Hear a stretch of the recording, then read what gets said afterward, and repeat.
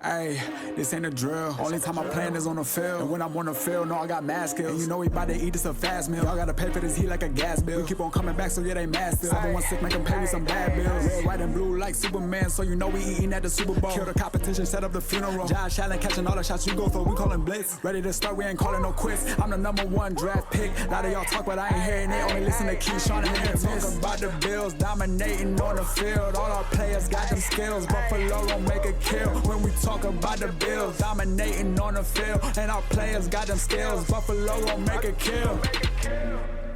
What's going on? Welcome back to another recorded episode of the Post Podium I was like, Podcast. do it. I know, I wasn't gonna make that mistake.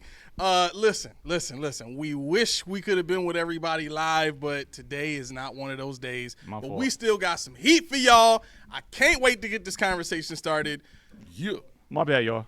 You know, I had to take the little one. Okay, I'm not going to do that, but I'm going to be at the Lion King tonight. So by the time you're watching this, I will be there. So, you know, Yeah. make it best for you. Okay, cool. Listen, so welcome to the home of the all true, no sodium takes. I am your co-host, Aramis. It's your boy, Melly Mack.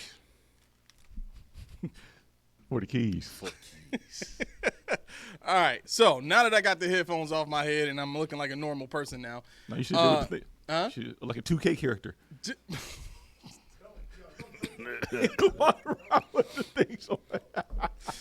All right.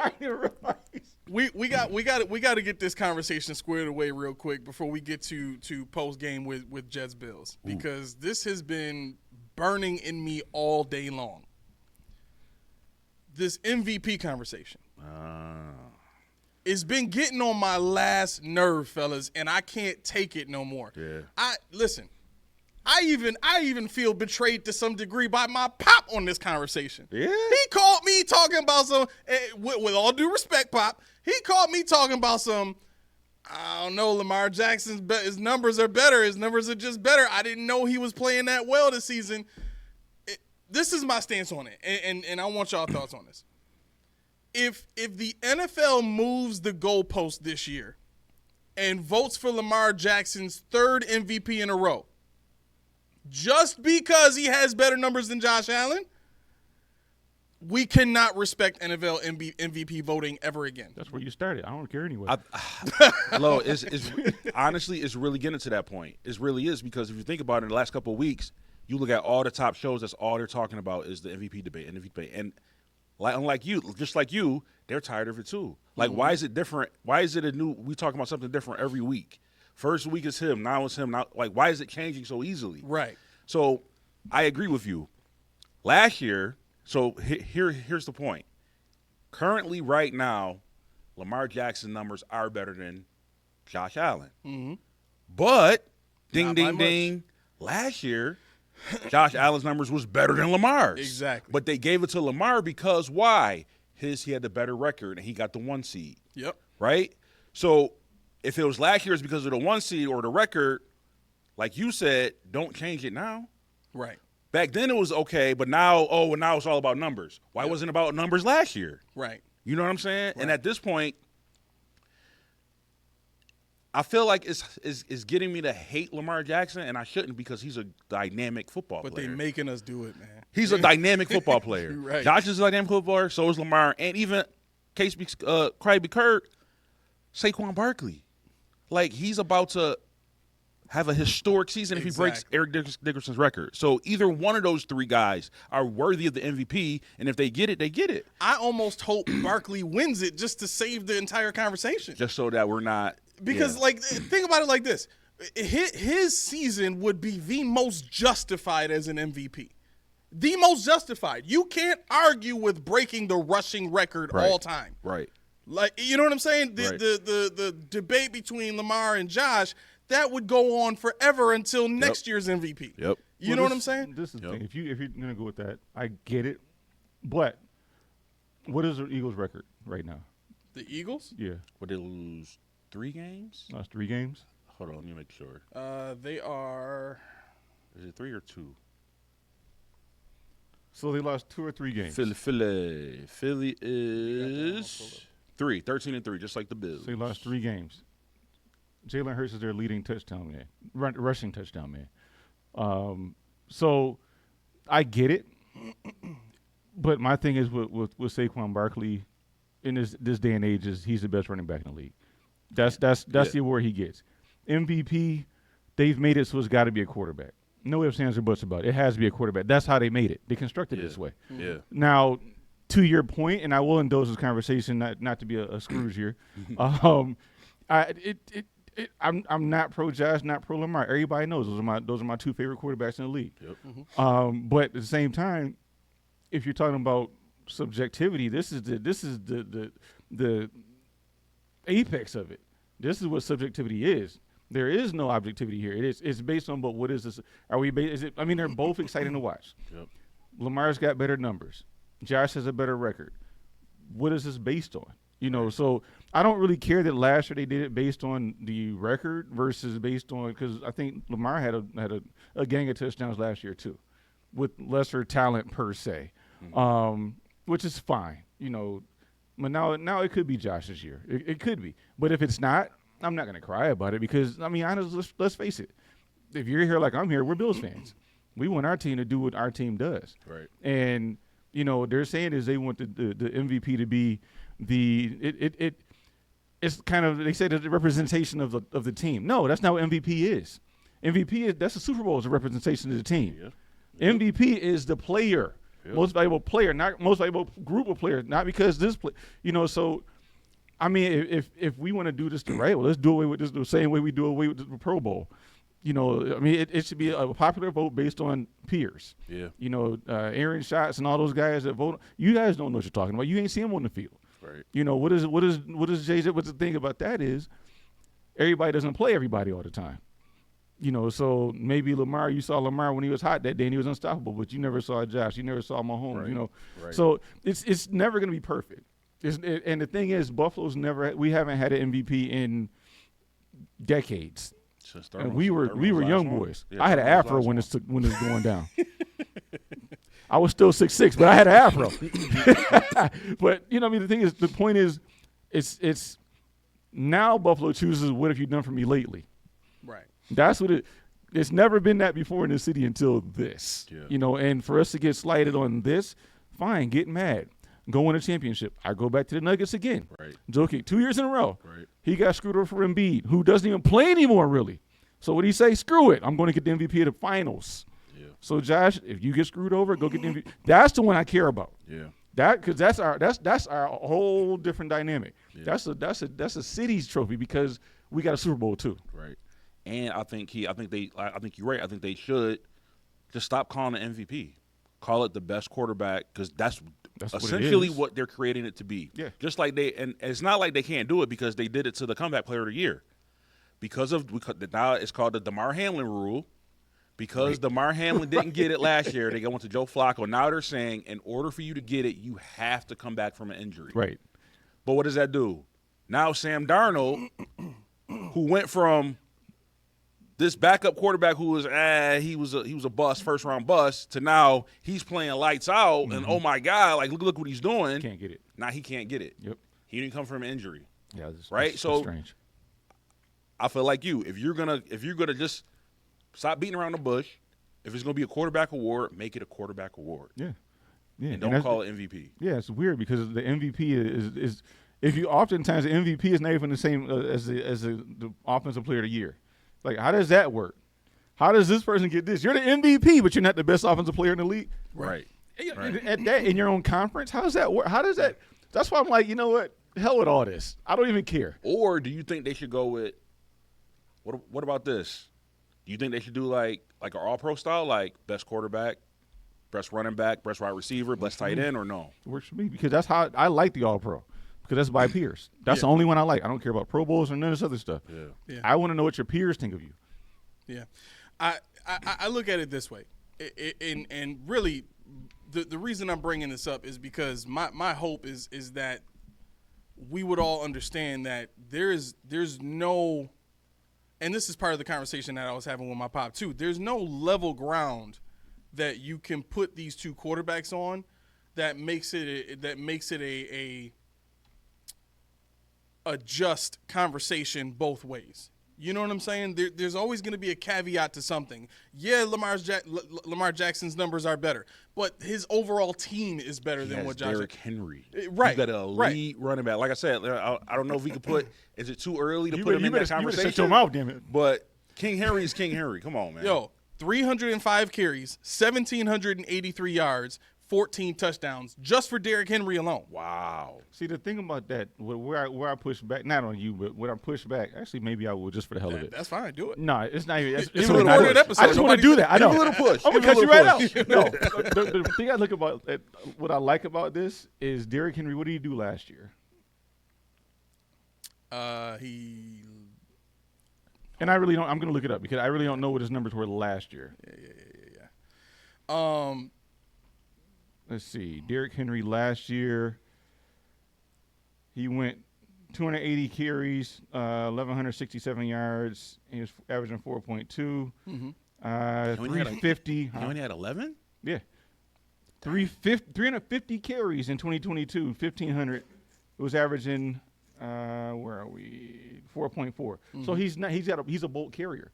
So what I'm getting at is with Lamar Jackson, he's at almost 6 yards a carry on 300 carries. 6.6 yards. With Lamar Jackson. So everybody says Derrick Henry has boosted Lamar. Derrick Henry never did this before Lamar. So it goes hand in hand.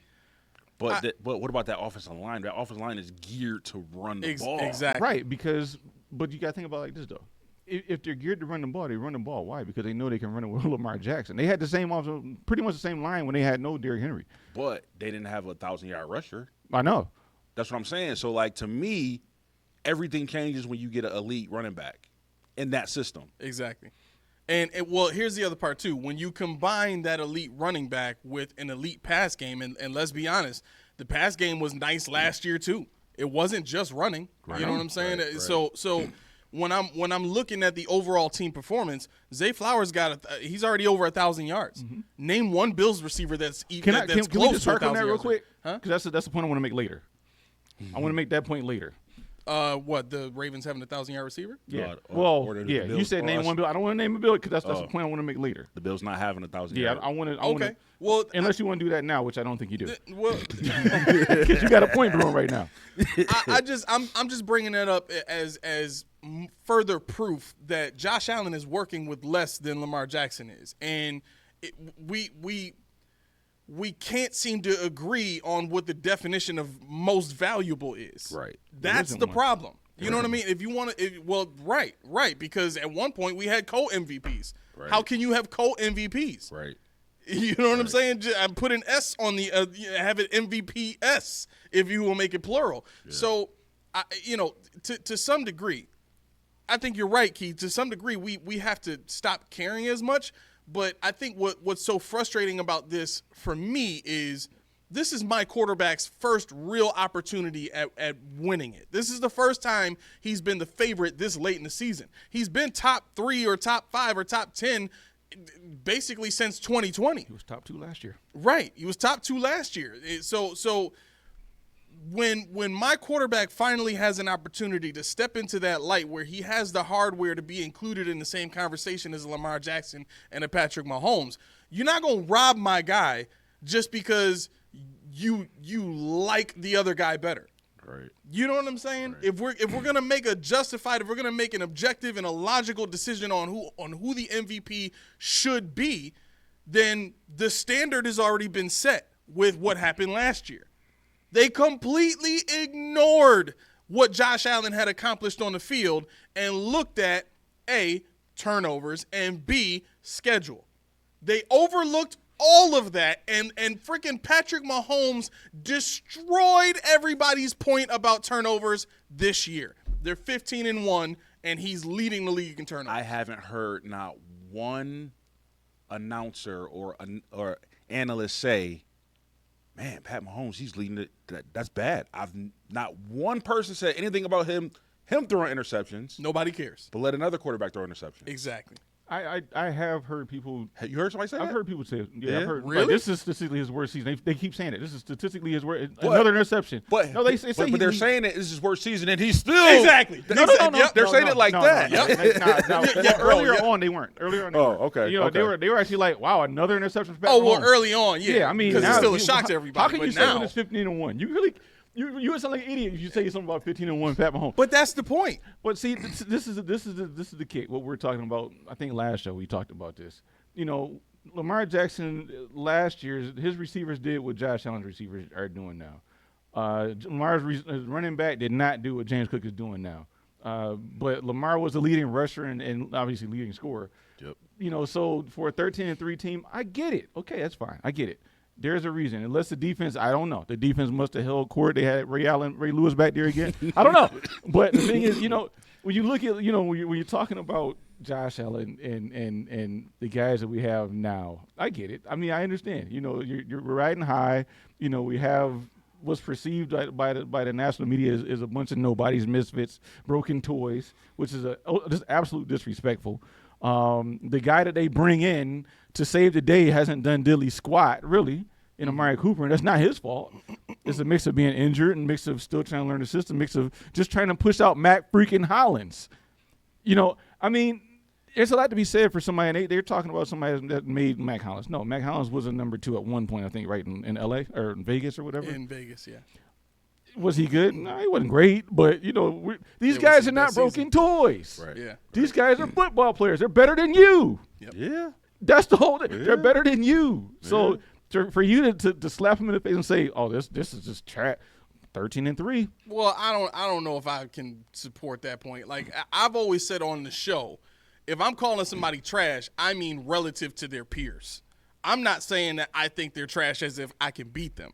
So I don't want to put out into the ethos the thought that there was possibly any thought that people are saying it. Well, some people may be saying it as if they think they're better than, but anytime that I've ever said that about Mac Hollins or some other player on this team, it's always been relative to their peers at that position, and sure not just on their team, the entire NFL. You sure that's what the media means? Huh? You sure that's what the media means when Of they say course, of course. If I'm an objective or a logical analyst and I'm making a statement that a player is not playing well, what am I comparing that to? I have to be comparing that to other players at his position or other players with his level of success or other players that have put up, you know, good or bad stats in that same fashion before. It's the reason why we compare stats. I mean, one thing I can say about that is stats are cool.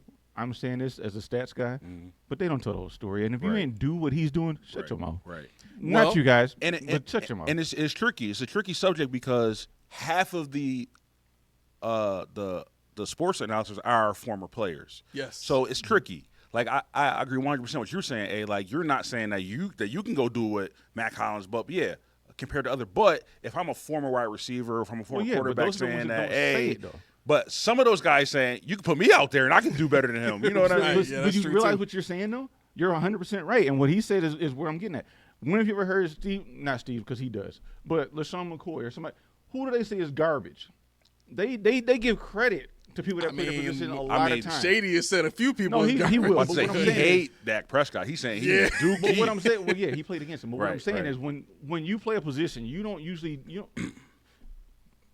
I'm not gonna say even though it's recorded. You don't poo-poo on people that play the position you play, especially when you don't see it that often unless they're really terrible. If they're tragic, you'll see it. Right. But my point is when you have Nick Wright talking about this, you got Chris Broussard talking about Stephen A.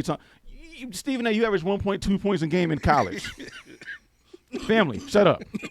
I mean, it's funny because it's you, but other than that, no. Ocho Cinco talk, I'm listening. Right. Say talk, Ray Lewis. Oh yeah, they say you garbage. You garbage. Well, then, okay. Does that mean then that the entire award system itself is flawed because we have guys who have only watched and never played at that level judging the whole thing. Yep. Which awards are you talking about in particular? All of them. All of them except for Pro Bowl, All Pro. All pro. Yeah, I mean, That's because the only one I care about, and that's why what he just said. Yeah, I mean, like to me, if that's the thought process, then yeah, you're absolutely right. We shouldn't care about any awards during the regular season or postseason as it pertains to MVP, Offensive Player of the Year, comeback player, because it's all relative to guys with opinions and you know, they haven't played at that level. They don't know what guys deal with on a day-to-day basis. They only hear it from the guys themselves. Right. It's completely different when you go to war and have to shoot bullets and get bullets shot at you and grenades thrown at you than it is for you to know somebody and be best friends or relatives with somebody that's done it and know about their experience through what they've told you. So I know the Hall of Fame has some former players on that voting booth, but I don't know about, like, who votes for the Offensive Player of the Year, the MVP. Like, are those all non-NFL players, or are there a mix? Not anymore, because Emmanuel Acho he has a vote. What? Yeah. Can the post-podium pack guys get a vote now? Can we get a vote? Well, the thing with Acho that's kind of frustrating is he's been flip-flopping now. Because 2 weeks ago when Josh played the Rams and put up 6 touchdowns, 3 rushing and 3 passing, he was coming on the show saying the debate is over, is, you know, the whole MVP race is over, shut it down, Josh has got it. Oh yeah, and then when Lamar throws 5 touchdowns against the Giants, oh yeah, right, the Giants. Yeah. You know what I'm saying? Like that, and that was one of the other things that came up in conversation today was the level of competition that Lamar has faced. Both teams faced schedules that are easier than what they should have been. Yep. But let me just piggyback on this for the Bills schedule. Yeah. KC, San Francisco, the Rams, Detroit, Rams. 5 games, all back to back. Yep. We played those 5 teams in a gauntlet. KC, Super Bowl champions. We beat them. San Francisco, Super Bowl contenders. We beat them. Yep. The Lions, arguably the best complete team in the NFL. We beat them. Yep. The Rams, so we didn't play no chumps. Like, don't get me wrong. Yeah, Jacksonville was on our schedule. Mm-hmm. Yes, we got the Jets in our division. Sucks, but it's not like we didn't play anybody. And we don't have any bad losses. That was the other thing that I brought up, too. We lost to the Ravens, the Texans, and the Rams. Right? The Ravens lost to the Raiders and the Browns. Come on. Like, what are we talking about? Come on. Don't you do that. Don't you do that. What is that? What is the Browns game? Don't you do it. There you go. No, bro. Stand your ground, do bro. That. He can't. He has to. He's got integrity. No. All right, stop. He about to bust a lung. Don't leave that man alone.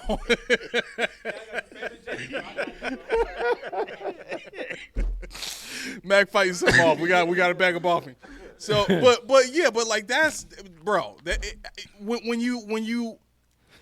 I've gone through every avenue of this, and this is why I arrived at the conclusion of there's no way that you're going to be able to put both quarterbacks on level ground to actually see who's performed better or not, because there's caveats to both positions. Yep. So if we have to, and we do, because there has to be a winner of this, if we have to choose who's going to win the MVP, it has to be based on the standard that has already been set in place, which is the last however many years of the MVP race, and therefore includes what happened in last year's MVP race where Josh Allen finished number 2 behind Lamar Jackson. That's the only way that you can objectively judge the MVP race, is by the history of it. Not by stats, not by current events, not on a week-to-week basis. You have to go – it's the same thing as court. You establish court and law and stuff like that based on what? Previous judgments, previous occurrences, previous bills, and all kind of stuff that's come out that's created a standard for what is expected to be judged. Yep. And the fact that we're here now going into week 18, and this is still a debate, like, it's madness to me. Yep. It's absolute madness. Yep. So, look, either make the decision to stay out of the conversation or get in line with what we're talking about. So because I would say, based on this logic, wouldn't Pat Mahomes be the MVP? Isn't it the quarterback of the best team in the league? Because Lamar, the Ravens were the best team last year. That's a great point. But I don't know how to do this. But here's the thing. This is why he can't get it. Why? He's the leagues in interceptions. They can't do that. Oh, right. They can't do right, that. right. I see. That's the thing. That's why they didn't give it to Josh. I mean, I've heard somebody say that Burrow has a chance. Yo, listen. I heard they said the team was in garbage. He would have won it. Hands down, they say he would have won. Easily. Bro, the numbers he's putting up this year is insane. Mm-hmm. Like, I want to pull it up just so we can see what it looks like compared to Lamar Jackson. But the same point, like the same point that you made, I got you. All right.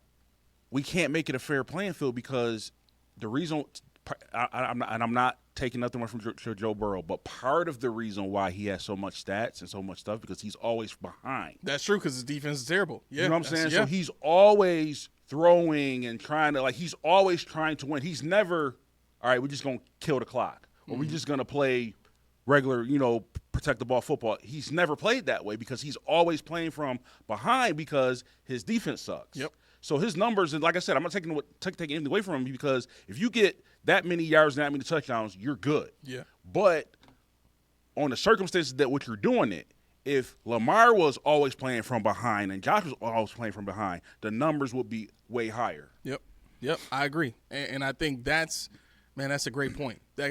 Because that almost negates anything anybody could say about Lamar Jackson at this point.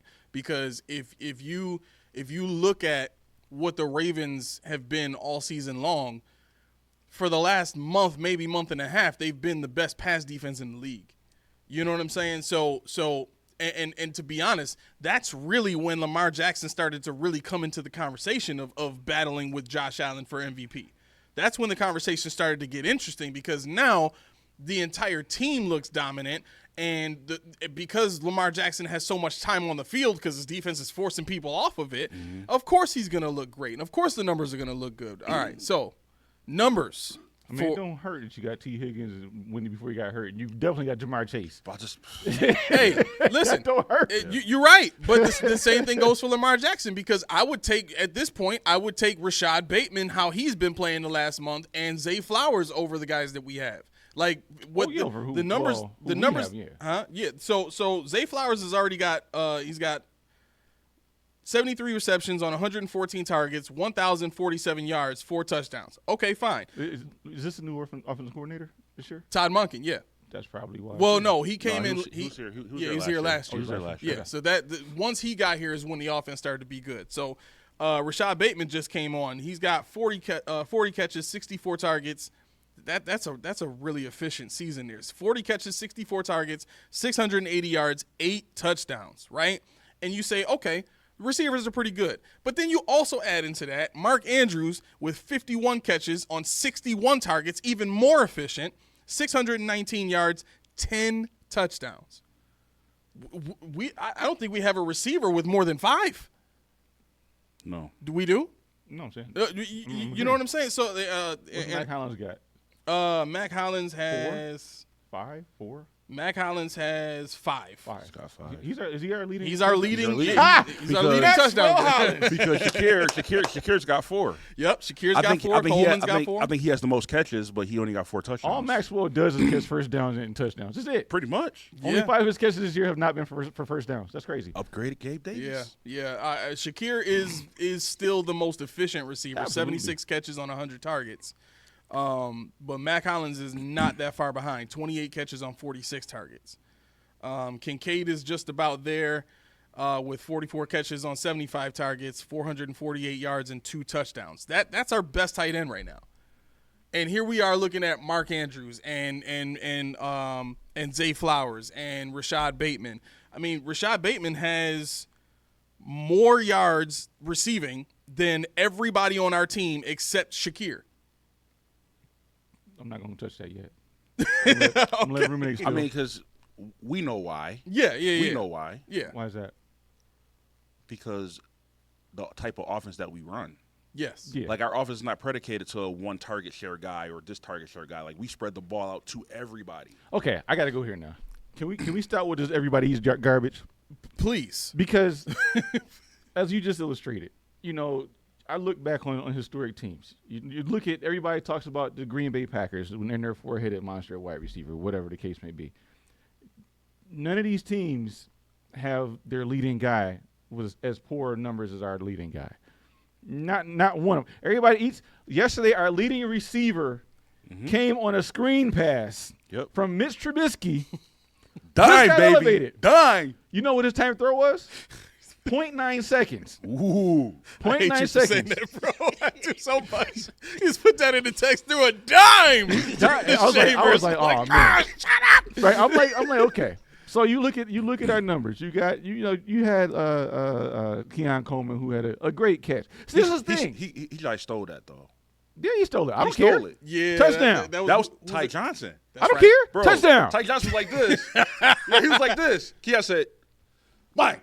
I'm Well, like, yo. Ty Johnson wasn't gonna catch that though. Like Ty He Johnson might have bunnies. I don't know. Listen, Yeah, but he wouldn't have come down in bounds. here's the crazy part, eh? Here's the crazy part. I want to say, and I could be wrong, I want to say Ty Johnson jumped first. But his vertical is nowhere near Keon Coleman. He's nowhere near as tall as Keon either. So I feel like he was like, Keon was like, like, bro, like, I ain't been getting no targets. I'm kind of hungry. Like, Yeah. you know what I'm saying? You know, and I ran it back when I looked at this. I ran the numbers for Green Bay. I looked at the New England dynasty. Even with all the little hobbits, as they called them. Yeah. Even everybody eats in New England. Everybody had 600, 700 yards. They always had one 1,000-yard receiver. Yep. We don't. So do you think it's a problem? Because guess what? We also just put up the most points and yards we ever did before. So that's crazy. So, like, yeah, we don't have a 1,000-yard receiver, even though we could if we wanted to. I still think I like that point. And I wanted to say, heck yeah. The only thing that I think gets in the way of that for me is how the NFL turned out as a landscape for the Buffalo Bills. The entire NFL is just weaker. Mm-hmm. You know what I'm saying? Our schedule was supposed to be the third hardest in the league. Yeah. It's nowhere near that. Yeah. You know what I'm saying? So when you play the competition that we've played and you know, I mean, that's where I'm going with it. What you said was. It wasn't conjecture, but it was kind of a paradox because could they get 1,000 yards? I don't know. I don't know if there's somebody that could. Yeah. So put it this way: let's say we had the same offense we had 2 years ago, where Josh was throwing to one receiver majority of the time. You mean to tell me if Shakir was that guy, he wouldn't have 1,000 yards? Take away Maxwell Hollins, take away Amari Cooper, and you just got Keon and Khalil Shakir. He don't get 1,000 yards? I don't think Easily he gets them. Easily. Well, yeah, because they have to scheme him open, and I think, and I thought about this today too, because they a few people talked about it, but I think this brings a new light to the Stephon Diggs conversation because when you look at what the Bills have now behind Amari Cooper, who's our best receiver, it's a much different room than what we had when it was just Stephon Diggs and Gabe Davis and nobody else. Mm-hmm. You know what I'm saying? When Gabe Davis was number 4 on the depth chart and he was coming in and making 1 to 2 great catches on the sideline a game, it was beautiful. You know what I'm saying? We could go toe-to-toe with anybody. We were scoring, the most points that we had scored as a franchise back then. I think it was 2021 when all this happened. And you fast forward, just a couple of years later, and the entire wide receiver room is depleted. You can't expect one receiver to carry an entire receiver room, and then on top of that, make it that much easier for a defense to hone in and focus in on who they need to stop. Yeah, last year was everybody's offense for us. I mean, you think about it: Stephon Diggs 1,100 yards, James Cook 445 yards, Gabe Davis 746. Dalton Kincaid 673, Khalil Shakir 611. Yeah. That's an everybody-e's offense. Yeah. Nope. Why not? I got to disagree. How many catches did Stephon Diggs get? Did he get over 100? Yeah. How many targets is he getting? 160. Name one receiver that has 100, even close to 150 targets on the Bills team right now? Khalil Shakir has 100. He had 150. Right. You see what I'm saying? But where I'm going at is the target share distribution. You're looking at Dalton Kincaid 91 targets, Gabe Davis 81 targets, Khalil Shakir 45, James Cook 54 targets. Touchdown distribution was even out. Gabe Davis had 7 to Stephon Diggs is 8. Success rate was pretty much about the same. Everybody was getting the ball, and that's kind of where I'm going with this.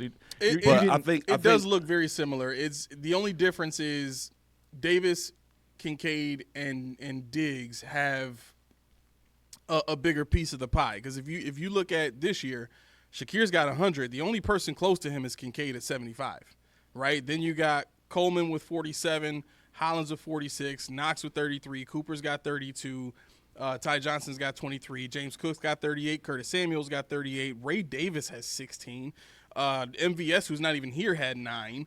You know what I mean? So you're right. You're right. The target distribution is more spread out, but at the same time, last year we had, in my opinion, the difference was having Stephon Diggs here. You know what I'm saying? I think if we had Amari Cooper here from the beginning, we might see something similar to these types of numbers. But I don't think so because the type of offense. Even if we had a Cooper from day one. Josh would still not force him the ball. He would throw the ball to whoever's open. So my point is this. So I was going to bring this up later, but look at the wide receivers, the rookie wide receivers. All the ones that was drafted. The best 3 this season as far as stats and career-wise so far is Neighbors, Thomas, Lat McConkey. Now, watch this. On those 3 teams, who is their best receiver? Neighbors. They are. Mm-hmm. You know what I'm saying? Keon Coleman. He's not the best receiver on our team. Mm-hmm.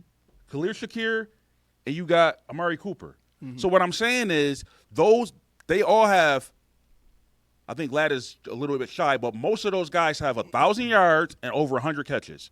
Why? Because they're the premier wide receiver on their team. Mm-hmm. So that's what I'm saying. If you have a premier wide receiver on your team and nobody else, they're going to get those targets and those yards because there's nobody else you could throw the ball to.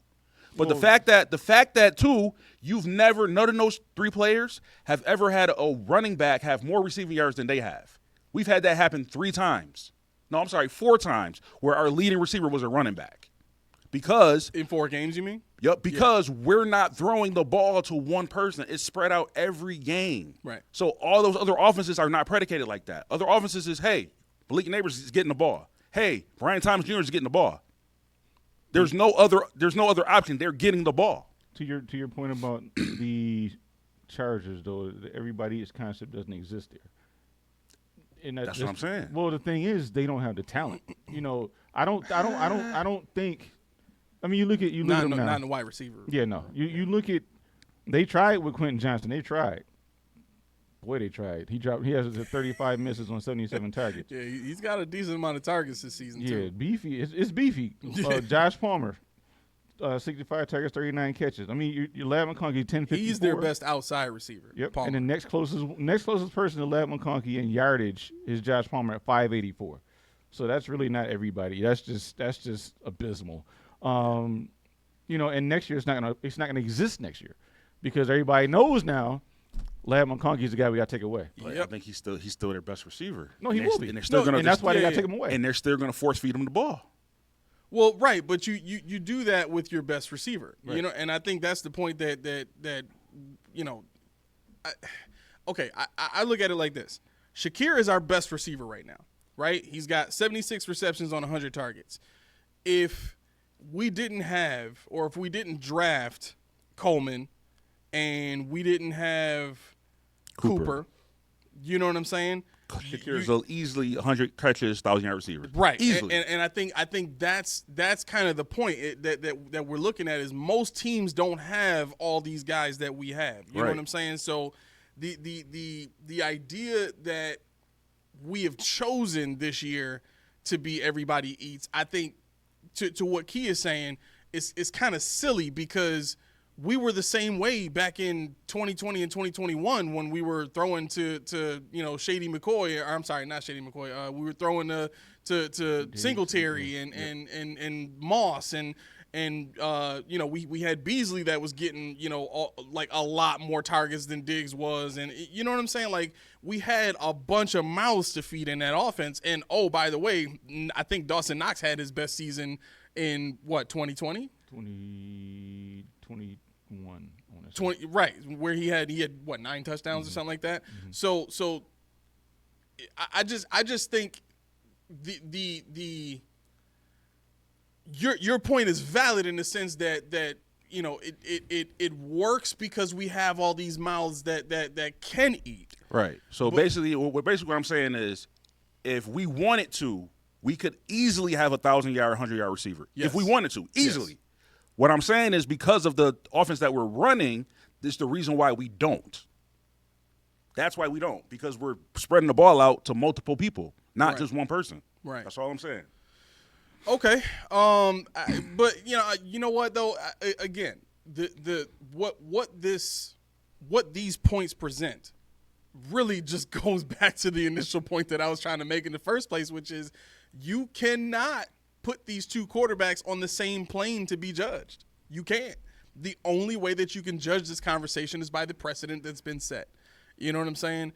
But when it comes to the everybody eats thing, I do think that even though the Bills are doing it this season, any team that has this level of receiving room or this level of talent that can win, can do a lot of things or can beat their man one-on-one. Like, dude, we have running backs that can beat linebackers consistently. We did it.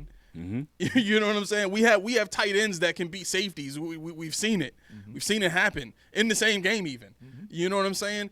So when you factor into that, we've got a receiver on the outside that can win contested catches and make physical plays. And at this point in his career, and Keon Coleman, he seems to make more finesse plays than physical plays. Yeah, somebody said he has a 33% contested catch rate. Yeah, so he hasn't even stepped into what his role is supposed to be yet, and he still looks pretty good. He's got 525 yards, which is the second most amongst any pass catcher on the team. His yards per catch has to be in the stratosphere somewhere. Let's see. Yards per catch, I don't know if I can. Its average is 19.4. That's ridiculous. That's double first downs. Right. Mm-hmm. Double first downs. He hit a double word score every time he kicks the ball. Right. So, I think for where we are with that conversation, it annoyed the heck out of me when I first heard it. And we saw what it looked like when you didn't have at least one guy of top end talent. And it didn't look great. You know what I'm saying? But I think for what we want to see as an offense, this is it. Now, I think it's coincidence that it happens to fit into the everybody eats mantra. You know what I'm saying? That's why I have an issue with people saying that it's working. Like we had this level of talent before and it worked. But we weren't saying everybody eats back then. We were saying get the ball to Diggs. Get the ball to Beasley. You know what I'm saying? So you're saying that it shouldn't have been force feed the ball to Diggs and spread it out to everybody, or you're saying that? I'm saying it was. Okay. Back when we had Diggs, Beasley, Emmanuel Sanders, and Gabe Davis, that year you could go anywhere with the ball. You know what I'm saying? You didn't have to force feed it to Diggs. It was just so because of the relationship between Josh and Diggs that it ended up that way. See, to me, when I hear everybody eats, I'm not just looking at the receivers. Like, I've never seen a Bills offense that incorporated the receivers, the running backs, and the receivers in the receiving room like we're doing right now. Like, these three backs have a lot of catches and receiving yards for running backs. You know what I'm saying? So, like, to me, I've never seen a Bills team where we had that. Like, it's never been, hey, we're going to throw it to Singletary because he's going to be he can have the most catches on our team. Like, it's never been that way. You dang right. It's never been that way. You dang right about that. So, you know what I'm saying? So, I do remember having, Beasley and all those guys, and he could spread the ball to anywhere. But to me, this offense is specifically geared to throw it to whoever's open, whether running back, tight end, or wide receiver. Yeah, I think that goes back to the '90s Bills with Kenneth Davis and Thurman Thomas and Andre Reed and Bucky Brooks and all that. Yeah, but I guess I have to ask this question just so that I clearly understand it. Are we saying that because we don't have a bona fide elite number one guy? Because in my mind, Amari Cooper's cool, but I wouldn't put him in that top 5, top 10 wide receiver number one guy category anymore. I can't do it. You know what I'm saying? So are we everybody eats because we don't have that guy, or are we everybody eats because even when we do get a guy like that, the mindset is still going to be everybody eats? Mine is right now because of the offensive coordinator and what we want to do right now, the mindset is everybody eats no matter who's on the team. No matter if we got elite wide receivers or not, it's still going to be everybody eats. Okay. I would really like to see if that's still the case if we do, like, if, let's say, for instance, Keon Coleman comes back next season and this dude he's polished up his route running. Like, we've seen, like, Josh Allen was able to fix his accuracy. For damn sure, Keon Coleman can fix his route running and be polished in it. You know what I'm saying? Yep. So let's say Keon Coleman comes back next season and he is just a monster. Nobody can stop him from getting off the line. Nobody can deal with it. He's making one-handed catches all over the place, and he is just a beast, right? And you go into the preseason and he's just destroying anybody in front of him, right? Should the mindset still be at that point? Excuse me, should it still be at that point everybody eats, or should it be, if you want to make things easy on Josh, you just get it to your best receiver and let him destroy the league? See, I think that's where Josh is. See, what we need to know about Josh is he always has his favorite target. To hell with that Stephon Diggs went and said, no, Josh knows whenever he has to throw the ball, he's open somewhere. Yep. So he threw the ball. So it's not force feeding. So he's forcing it because he knows something's good is going to happen usually on the other end. Yeah. And if Keon Coleman does what you said, Keon Coleman will be the new Steph Diggs. I agree. And if Khalil, and that's why I want Khalil Shakir this year. He became the Stephon Diggs. Yep. You know, to a lesser degree. Obviously, I misspoke when I said he couldn't have 1,000 yards when he's 100 yards shy right now. But at the same time, when I say this drives me nuts, I looked up. Who the last team was, because we're not gonna have 1,000-yard receiver this year. It's not gonna happen. Yeah, I can't see it. So I looked it up and I said, who was the last team to have a winning team with no 1,000-yard receiver? The result came back. Key points to consider: statistical rarity. Having no 1,000-yard receiver is considered a very poor offensive showing, especially in a modern NFL where passing is more prevalent. Historical context, and this is copy and pasted. Teams with extremely weak passing offenses or unusual circumstances might not have a 1,000-yard receiver in a given season, but this would be an exception rather than the norm. This is the return from Google when I asked a simple question. It could not answer. So we're an anomaly right now. We're living in man. Yeah. So yeah. I mean, when I say everybody gets on my nerves, I don't care about not having a 1,000-yard receiver per se. But I would like to see at least a 900, 800, and 2.7s or 2.6s or something like.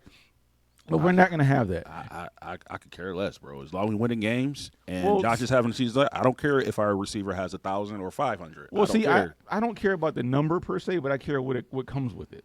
See, when you're a stats guy, not me. I'm saying when you're a person looking at scouting and they say, oh, look at these numbers. They don't care about these three guys because they only go there. It's a disparity. So I don't want a disparity for the sake of somebody looking. I don't care about accolades. I just need more of a balance in terms of any given week. James Cook is not going to be your leading receiver with 26 yards. Right. Tyrell Savers is not going to be a leading receiver with one catch for 69 yards. I don't want Amari Cooper to be your leading receiver with 28 yards. You know, this is a disservice. And what it is to me is it's like, okay, when you need to come down in the clutch against a good defense, can I depend on these guys to come through? Maybe I can, but I just haven't seen it yet, and that worries me personally. Yeah, yeah. Just for levity's sake, the Detroit Lions are probably closer to what the Ravens are doing than they are to us too, even though they have a plethora of weapons. Amon-Ra St. Brown has 101 yards, 124 targets, 1,126 yards, 11 touchdowns. Next guy up is Jamison Williams, 75 targets, 47 catches, 890 yards, 6 touchdowns. Then you got Sam Laporta, same number of catches at 47, 68 targets, 599, 6 touchdowns. Jahmyr Gibbs, 440 yards receiving, 3 touchdowns. Tim Patrick, 379 yards receiving, 3 touchdowns. You got Demont, 36 of 38. Wow. 341 yards and no touchdowns. And then Khalif Raymond is the only guy above 100 yards for the season after that with 16 catches, 204 yards, and 2 touchdowns.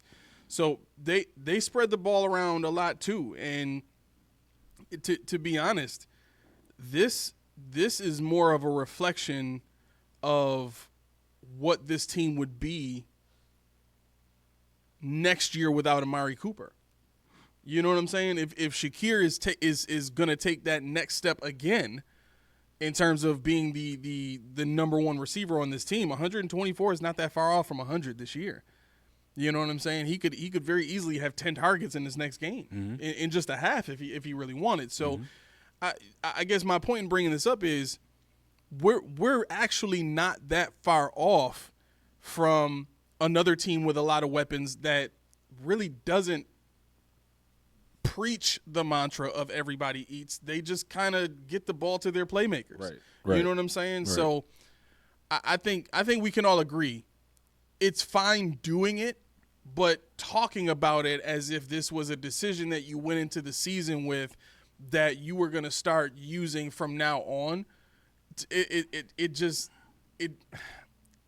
I can't respect it until I see you do that with a real bona fide number one receiver. Once I see a guy like that either develop or get signed here and then they still run the same thing, then I'll be like, okay, they have that mantra in place. They don't care who the receiver is. Everybody gonna get some burn, and we're just gonna win games however we need to. I'll respect it at that point. But the fact that you let a Stephon Diggs go, and I don't want to say you replaced him with Amari Cooper, but you saw after Diggs, after playing games without Diggs here, that you had a receiving problem, and you go and you bring in Amari Cooper, and all of a sudden that kind of solves your receiving problem. I need to see it now. You know what I'm saying? Because you thought your philosophy was going to work without Stephon Diggs.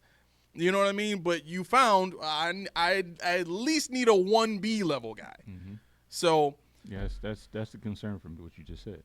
Now it looks okay. Yeah. But before, it wasn't looking so good Not at all. It was tough. It was tough sled. Now picture going through the gauntlet without that. You know?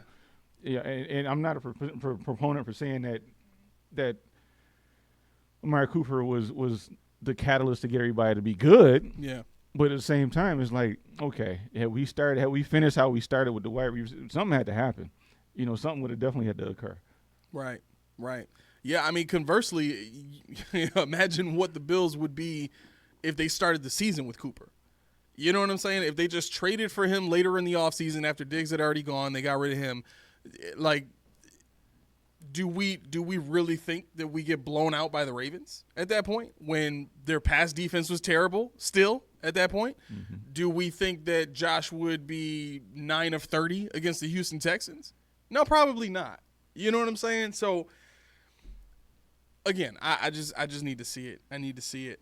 Okay, so we're about 50 minutes into the show, and we haven't even mentioned the Jets game yet. I will say about this game, unless you guys have anything that you want to get out first before that. Good. Okay. I will say about this game, it was probably one of the more frustrating games for me in terms of what they could have done to the Jets versus what they actually did. And here's what I mean. The way this game played out, if the Buffalo Bills had played the Jets the way that they played the Lions and the Rams, this would have been 80-0. Well, you think your cohort over here for that 14. What? We can thank Tyrod Taylor for that. Sure, he came in and balled, didn't he? Good for two touchdowns. That's it, and no interceptions, right? No interceptions. What did he throw an interception? Huh? He had to make a real throw to throw an interception. That's true.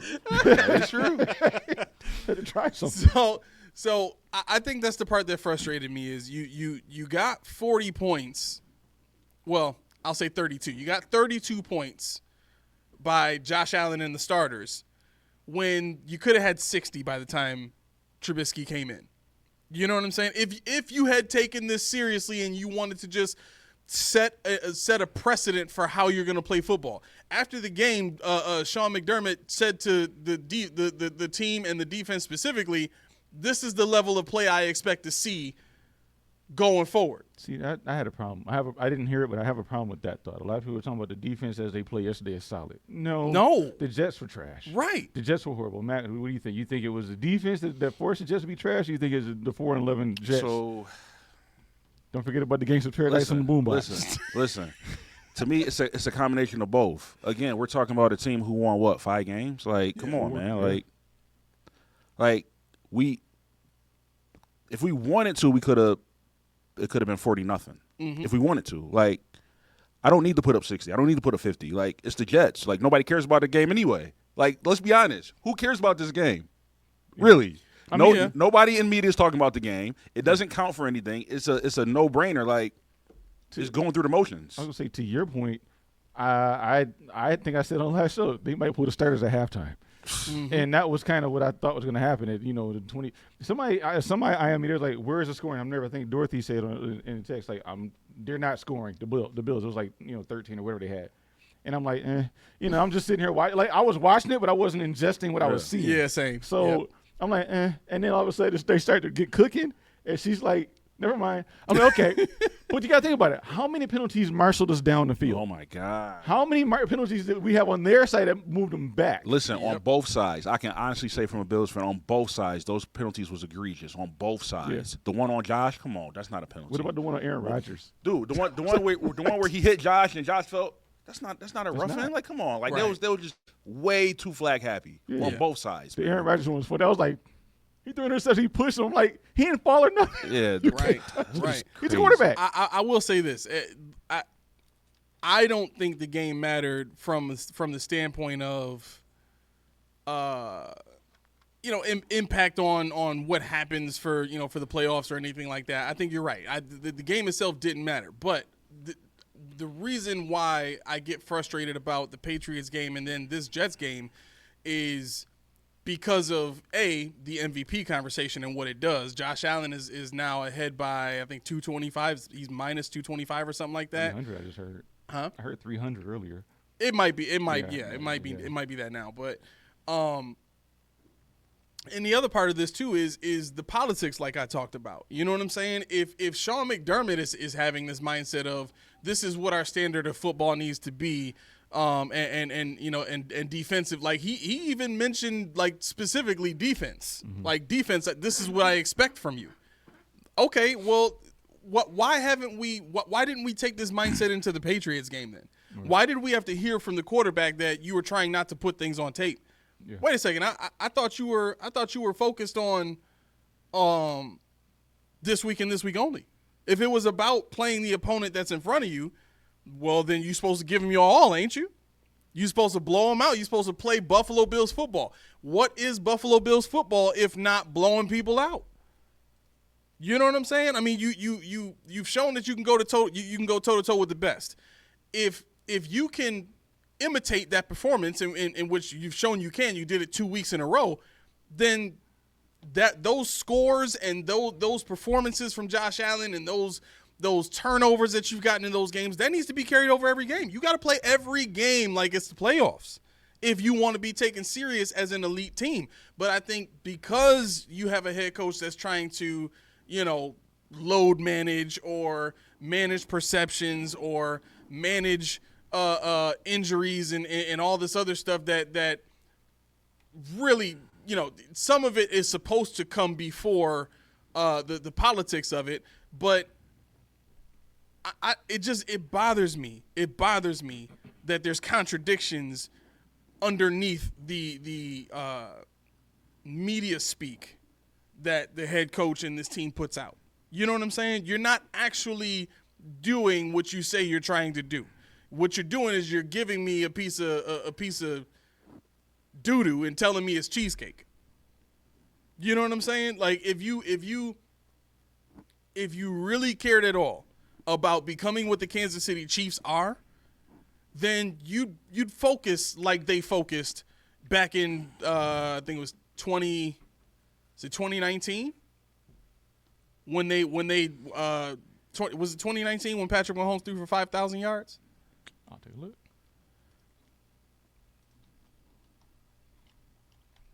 2018. 2018. So 2018, you have a quarterback that throws for 5,000 yards, right? What was the biggest deficit by a team they beat that season, that same season? 2018.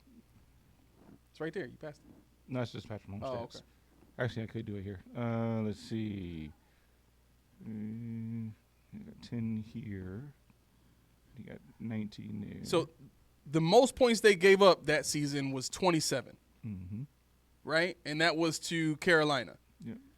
Tampa Bay took them into overtime. I think that was what, Brady's first year in Tampa? Well, no, they gave up 30 to us that year. Oh, they gave up 30 to us. That's Yeah. right. They lost to us at the end of the season. But what was their record at that point going into that last game? Until last game was this. Oh 15-1. no! I'm sorry. We beat them in week 7. Yeah, we beat them in week 7. So Okay. they were 15-1 going into the last game of the season. But if you're talking about going into our game, Yeah, going they into were our undefeated. game. They were undefeated coming into our game, and we beat them that game. Mm-hmm. So this wasn't a team that was giving up 30 points a game. They gave up 27 to Carolina, they gave up 30 to us, and they gave up 24 to Tampa.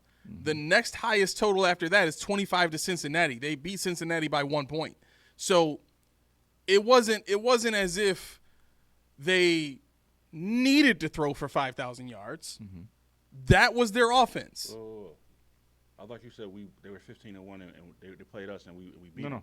I had it sorted differently. Yeah, he They had were it undefeated till they played us. right. He had it This sorted year. by result. No. No. 2018. Yeah. Wait, no. Ooh, No, no, that's no, 2024. No. What you You're mean? right. You're That's right. 2024. 2018. You are 100% right. I'm about Hold to on. say, like, what? That don't make sense. I hate Mel. He knows too much. It just the math wasn't mathing. I'm like, that don't Okay. make sense. Okay. See. No, they lost. Okay, so this year they lost. I'm not talking about this year. No, I'm saying this year, 2018. Okay. They lost to New England 43-40, and they lost to the Rams 54-51. Okay. Yeah. Okay. So Outside of all that, right. yeah. So that makes a little bit more sense Yeah, because the they original. gave up 33 to the Raiders. They gave up I'll do 38 this. to Seattle. Yeah, please. There Thank you you. go. Seattle 38, Steelers 37. So they gave up 54, 43, 38, 37 twice, 33. Okay. All right. Well, then I stand corrected on that point because six Yeah, he was putting up a lot of numbers. I guess. six of their games, their defense was giving up a lot of points. Mm-hmm. So they got the defense fixed later on. Well, can you make it back by date? Because I want to see if there's a trend of them getting. There you go. All right. So Were you looking at total yardage or? yeah, so they really didn't get the defense fixed. They actually kind of gave up more during the end of the season. Okay. So I stand corrected on that. So I was gonna go in the direction of the Chiefs were who they were regardless of who they were playing. You know what I'm saying? But as we prove now, they had to win in shootouts because their defense was giving up crazy points. Yeah, their defense was epic bad too. Right. 25th in third down conversions against, 28th and fourth down conversions against, 31st in red zone defense. Yeah, they were horrible. Yeah. And that was the year they lost to the Patriots. What did they do the following season? 2019. They won the Super Bowl. Okay. So they beat the 49ers. And how many yards did Mahomes throw for? In 2019, 4,031. 4,031, and he 26 had touchdowns, 5 interceptions. 26 touchdowns, 5 interceptions. Okay. I mean, these are numbers that Josh would put up if he wasn't running the ball at all. But yeah, so I don't know. I'll change the direction and just get to the point. The point that I was trying to make is I just think if you're gonna win games a certain way, then you need to be playing to win games that way every time. You shouldn't be worried about toning it down because of who you're playing. Oh, well, it's just the Patriots. We don't need to do that much. Oh, it's just the Jets. We don't need to do that much. No, if you're trying to set a standard for what teams can expect to see when they see you, then you got to put it all out there every single time. That's all I'm saying. So I think it'll be a lot different if it wasn't the last games of the season. Like, honestly, like, this team is not looking to – they're looking towards the Super Bowl. They have a Super Bowl mindset. So, again, like I said, people might not like it, but at the end of the day, they don't care about these last games because, one, it doesn't mean anything in the standings. They already cemented their position. They're already a second seed. It gains them nothing and it loses them nothing. Why, to me, why would I risk hurting my players and not being prepared and fully healthy for the playoffs. Well, because it does. I'm sorry. It does actually hurt Josh Allen. It hurts his MVP race Because they not. I know they don't care about it. I hate to say it, but they don't care about that. Like they want the Super Bowl. Like regardless of the record or the MVP, they don't care about that. Okay, then if that was the case, then why even bother winning this game? Why even bother playing the starters in this game? Well, you know what I'm saying? Here's the thing, like you said, you're building a team and a culture. It's never okay to just we're not going to win this game. Like you're going to try to win every game. However, if you're playing a game where you're resting all your starters, the goal is still to win. But if you don't win, it's not a big deal because you're not playing your starters. See, like my thought process and all that before you even said anything was, I get it, but if you're doing that, why even bother playing James Cook, Josh Allen, Deion Dawkins, right. Matt Milano, people like that? Why bother? Because here's the thing: if you don't play them, now you're not going to play them in the Jets game. You're not going to play in the Patriots game. So that's too much of a time not to play the guys when you're preparing. Your goal is to win the Super Bowl. So you want your guys prepared and ready for the playoffs. Yeah, but you could still do that by letting them start and play a couple of series like a preseason game and taking them out. But they let these guys play after halftime. Yeah, you're playing to the fourth quarter. Yeah, you know what I'm saying? So, like, if you're going to pull your starters when you're up by 40, that's different from, well, we just wanted to get our guys some burn out there and get them, prepared for the postseason. We didn't want to risk injuries. Like that looks like exactly what you say it is. Yeah. But if you're going to put these guys out there and you're still letting Josh Allen scramble to his right and throw, crazy touchdowns to Keon Coleman in the end zone and do all the running and everything that he was doing, it looks more like you're trying to help Josh solidify his MVP, especially after the offensive lineman bought him that chain. Obviously, somebody in that building is thinking about it if they bought him that and put their names on the back of it. So to me, that's them giving them the MVP. Regardless if the NFL do it or not, they gave him the MVP. Okay, that may be the case.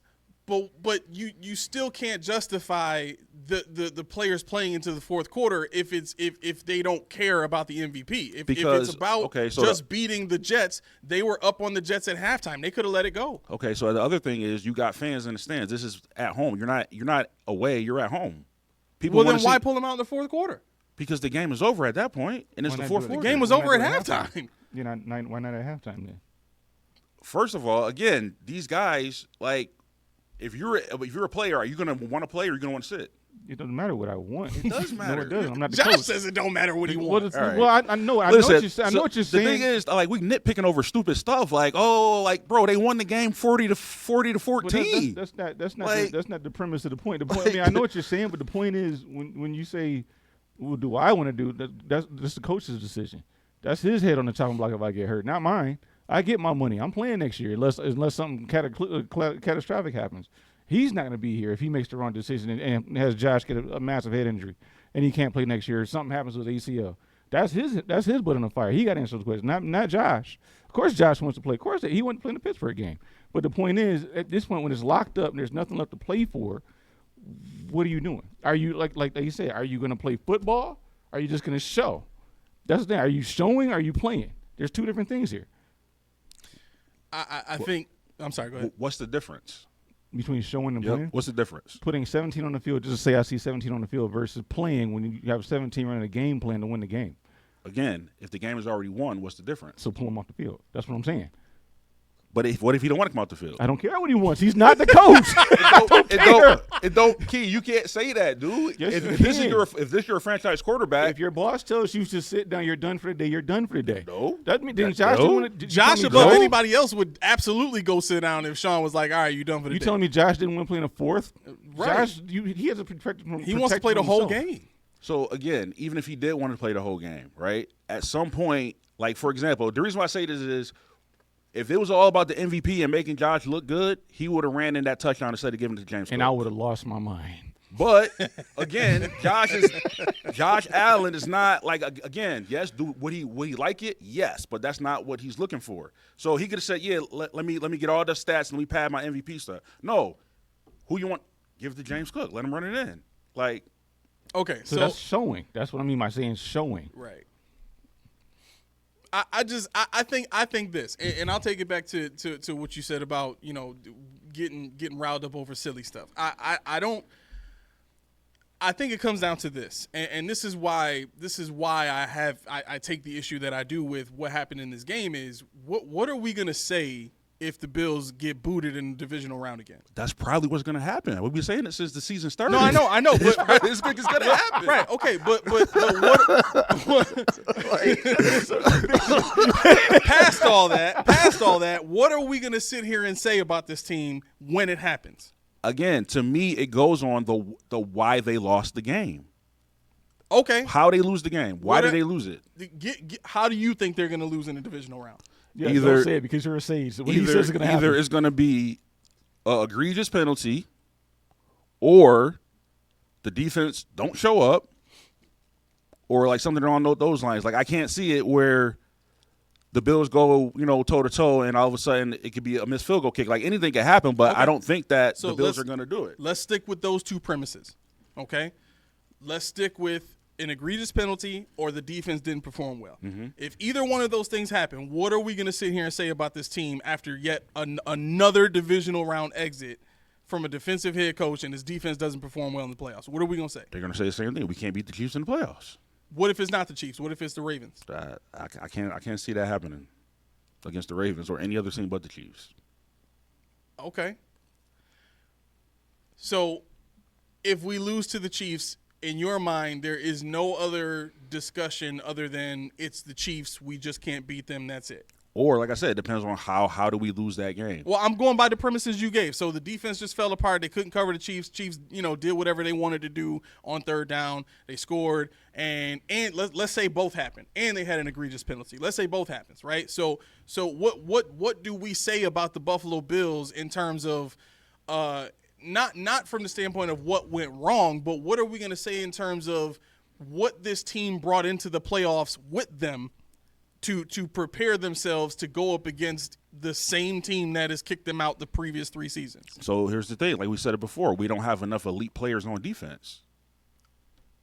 That's the issue with the Bills defense right now. There's not enough elite players on there. So that's why everybody's like, I don't know what they're going to look like in the playoffs because of that very reason. We don't have elite players on defense. Okay, so now let's follow that thought. So if we don't have elite players on defense, what do teams usually do to compensate for not having elite players on defense?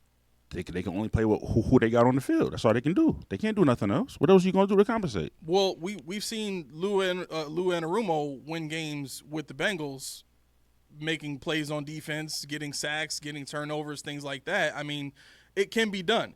When the Chiefs won the Super Bowl, their first one, they had the 26th ranked defense. So they still had elite players. On defense? Yeah. Chris Jones is an elite defensive player. He's elite pass rusher. Okay, All you need is one. Right, but, I mean, people would say Terrell Bernard is an elite linebacker. Would you say that? let's be real. I would've. You know what I'm saying? Right. I would've. He's not the same level as T.J. Watt, Chris Jones, or Myles Garrett. He know that. Yeah, but we're talking about 2 different positions. Those are all pass rushers you named. Terrell Bernard is a coverage linebacker. I would say for what he does, he's elite. Yeah, I think so too. I think for what he's asked to do in his defense, he is elite. As a coverage linebacker, he's elite. But we don't have an elite pass rusher. Put it that way. I like that. Okay, and I agree with that 100%. I guess the point that I'm trying to arrive at is when you have a defense that doesn't have a lot of elite players, you have to focus more on your schematics and what the game plan is. You have to go into these games deciding to play a certain way, and you have to exercise that every single week. And when you go into the Patriots game and you don't exercise that, but then you come right back the following week against the Jets and you do that, it makes me question the consistency of the decision-making. Why did you choose to not do it against the Patriots, and why did you choose to do it against the Jets? To me, both games are at home. You needed both games. You needed, and granted, you got both games. Okay, fine, I'll give you that. But the performance looked vastly different. Even with the Jets game, I don't think it was the Bills' best performance. Does anybody here think that was the Bills' best performance? No. Okay. Does anybody think the Bills' best performance happened in the Patriots game? No. Okay, so that's what I'm saying. Why did we not get the Bills' best performance in those two games? And I can't accept or I can't hear that, well, it's lesser competition, we didn't need it. I still need your best effort. I think Sean McDermott has preached we need our best effort every week. So if your head coach is telling the media that, why aren't we seeing that on the field? Okay, so let me ask you a question. Can you name me an NFL team that puts their best effort every week and you can see it?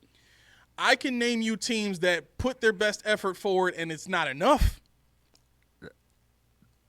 To answer the question that I said, can you name me an NFL team that does not put their best effort on there? There's too much research that would have to go into that. Too much information that I don't know. The answer is no. You can't answer that. You don't have all the information. So this is the NFL. We know that there are good teams and there are bad teams.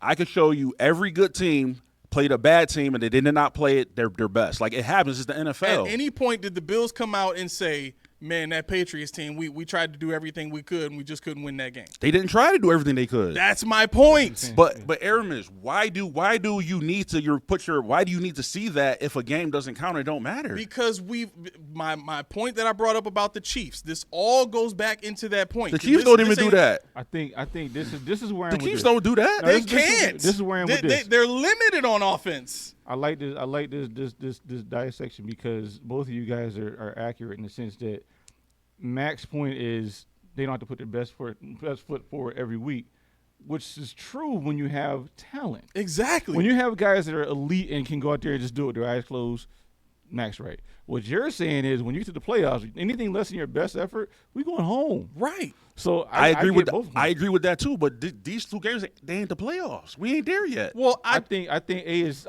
So what it sounds to me is you're just worried about they're going to do that in the playoffs. If that's what you're worried about, then that's fine. But the reality is they don't care about that. They're waiting for the playoffs. See, most Buffalo fans are well, I shouldn't say fans because they just the Bills, but most Buffalo fans that are like me when we played Houston in 2018 or 19, and I was on the bed. I was shook because I'm like, anything that can go wrong will go wrong. Right. You know, and to Mac's point, if I knew my team was going on the field and going cruise control and whoop the crap out of somebody, man, let me have that. Okay, let me get that. Listen, I get that, but this is what comes to my mind, and this is why I'm on this side of the conversation. Because it's not that I don't agree or haven't thought the same thing as what Mac is saying. I have, you know what I'm saying. So I'm not saying his whole point is wrong, but I think differently now. And the one game that comes to my mind every single time I think about the Bills in the playoffs is the Colts game. Because that's a game where you're supposed to beat Phillip Rivers and that team. You had a much better team. You were favored to go to the Super Bowl that season, right? And what happens? They come in right, and so you start off the first half having to scramble and scrape and claw not to get blown out by that team, right? And what do I have to think about? We got the number 2 seed. The bottom 3 teams that we might be facing right now are the Dolphins, the Bengals, and the Broncos, right? 2 of those teams I don't want to see. I don't want to see the Broncos. I don't want to see the Bengals. Dolphins, meh. We always beat them, right? But again, when we're talking about a Buffalo Bills team that is limited in terms of the talent that we have, and we've heard players say that the playoffs are about talent, I have to be nervous off the rip. Well, you say you're nervous, but do you think the Bills are going to win the Super Bowl? No. So why are you nervous if you know it's going to happen? You know what you fear is going to happen. I can answer that. So why do you? It's going to happen. Please. I can answer that. It's going to happen. Why am I nervous? Why? Because it's my team, dude. Like I know what you're saying. It's because irrational. we just as easily have a there's a path to winning the Super Bowl just as much as there is not. Yeah, like to me, when I see him go on the field, I know it's not the last time for the regular season. In the postseason, I want it bad, man. We all saw the Super Bowl. I want it bad, man. I want to watch it with Ken. You want to watch it with your boy. I know you're going to make him watch it if they get the Super Bowl. Raylan going to be there. We all going to be ecstatic. Win or lose, we just want it. So when I'm sitting here, you know, funny stat, the Bills have never beat a team 3 times. Never beat the team 3 times in one season. It's super hard to do. Yeah, because the Dolphins, they lost to the Dolphins the first that Heat game when they beat them in the playoffs. Oh, yeah. And then they lost to the Patriots with Mac Jones, and then they came in here and we gave them the perfect game. Yep. So we've never beat. So the Dolphins, I mean, probably, chances are we beat them. But Well, after you said that, I don't want to see any of those things. but no, to your point, I mean, I'm with you. But I understand where Mac is because I know in the back of my mind it's gonna happen. Yeah. But in here, I want it so bad. Like Right. this is shutting this up. For one time in my life, this is working over my brain. So I mean, you're right. To get rid of all these grays, to lose less beer. Hey, they're gonna lose. But I can't do it. Yeah, and you know what? So I'm like this. I'm expecting them to lose, but if they win, that's the ultimate. Oh my God, they did it. Yeah, You know it's what like I'm icing saying? on the cake. They Yeah. did it. Yeah. Even like you said, Key. Even if they go to the Super Bowl, I'm ecstatic. I'm going crazy. Yeah. Yo, we in it. We in the dance. Whether we win or lose, whatever. I would prefer to win, but if we lose, we made it. But like right now, looking at the team, You're true. I can't. It is not that. And the thing that pisses me off is it's not that we're not better than KC. Is because, again, I think one or two things are going to happen. Defense is going to fall apart, or the refs are going to be in their pocket, and it's going to piss me off. And there's nothing we can do about it. And that's what pisses me off. He doesn't drink beer. That's I do. So. No. Listen, I actually think this point is going to make us closer. Okay, I'm so serious. I'm ready for this. Watch this. For me, it's a matter of time. Okay. Right? When I'm looking at how long Josh Allen is going to be our quarterback, and when I'm looking at how long our Super Bowl window is going to be open for, that to me makes every season that much more important. So for me, it's like, yeah, I could easily make peace with it and say, I don't think we're going to go, so I just don't care. And if we do go, great. You know what I'm saying? But at the same time, when I take into consideration, we're not going to have this guy forever. We may only have him for another 7-8 years where we can actually say confidently, as long as he's on the field, we got a shot at the Super Bowl. You know what I'm saying? That's not forever. You know what I'm saying? So when I'm looking at that and I'm combining that with, man, all these other teams in the AFC are getting quarterbacks now. So it's not just going to be easy like this to get 6 division wins and not have to worry about real competition in our division for a playoff spot. We might be at war like the AFC North is every season, once these teams come on. So for me, it's a time issue. That's where I get bent out of shape about all of this, and that's where it creates a crunch in my brain because, like I said, this what we're enjoying now, the wins and all that kind of stuff, that's going to end. And what's going to happen when that ends? We could either be back in the drought or we could have another quarterback that helps us win games and is good. You know what I'm saying? It's a 50-50 shot, but based on recent history we've seen, this is the only one in 30 years that we've had other than Jim Kelly. Yeah. You know what I'm saying? So, like, all of this stuff creeps into my brain, and it's like, man, we got to get one now. I can't wait. We got to get one now because if we don't know when we're going to have another shot. We don't know when we're going to have another Josh. We don't know when we're going to have another Jim. Right. Like, we got to get it now. So that creates the sense of urgency in my brain. I think that's really the crux of the matter when it comes to my expectation of the team and why I want them to win so bad right now. Yeah. And every year that we don't do it, it's just adding to that fear of going right back to the drought. Like, people get, they slam down the thought that they have a fear of losing Sean McDermott because they don't want to go back to being a drought team. We are already headed on that road now. It's just a matter of what we're willing to do to make sure that we've maximized during that time. I think, and to your point, that's a great point, because I think that, without thinking about it, is why I get so frustrated when everybody says, as long as we have Josh, we have a chance. Yeah. Because what you just said, that means scouting, you can relax. That means Bean, you can relax. Everybody relax. We got Josh. Yeah. But in my mind, where's the next Bruce? Yes. Where's the next Andre? Right. Where's the next Thurman? Right. Where are these guys? And how are you going to keep them? Right. That's how I think about this. So when everybody, it should be the opposite, Key. Because we got Josh, that should make you scout that much harder, that much stronger. Because we have it's like in chess. We have the queen. Queen is the most powerful piece. We have that piece, but we need those other pieces to help the queen out. Yep. I don't want to call him a queen, but you know what I'm saying. Yeah. You know what I'm saying. But I mean, that's the point. I mean, the point is, everybody's like, we got this person. We're good. No, you're not. You don't have a Josh on defense. Yeah. You don't have, Yeah. who's Josh's top weapon? We can't identify it. Shakir, maybe. Yeah. James Cook, I don't want it to be his top weapon because you're supposed to be running the ball. That would fly in the face of me saying traditional. You do this, you're called a running back because you run. These guys are receivers because they receive. And and that's the thing that drives me nuts when people talk about football, because you can tell when people just watch it or when people really analyze and dissect it. Right. Mm-hmm. Right. And a lot of people, they think they know everything, and I don't know everything. I tell you, I'm a Bills fan. I'm not an NFL fan. I can't tell you about all this other stuff they talk about. But my point is, when you're talking about the Bills, you could be an NFL analyst if you tried, though. I mean, if I had no other job, I would probably. You remind me, you could play the Peter Schrager role on Yes. GMFB football. Like, he is the stats guy. Yes, He's sir. the knowledge guy. Like, he knows stuff that nobody else knows. Like, for example, as they're watching a highlight, Kyle Brankin says, "Hey, this is Ty Johnson from what college did he go to?" And he spit it out. He went to blah blah blah blah blah blah. Like, he on command, he can spit it out because he's that type of mind he has when it comes to stats and stuff like that. You know how sad it is for me? I'll be What? sour and be like, when I get out, I got to look the stat up. I really would. I'll be in there. I'll be like, I wonder what his. Let me get out of here real quick.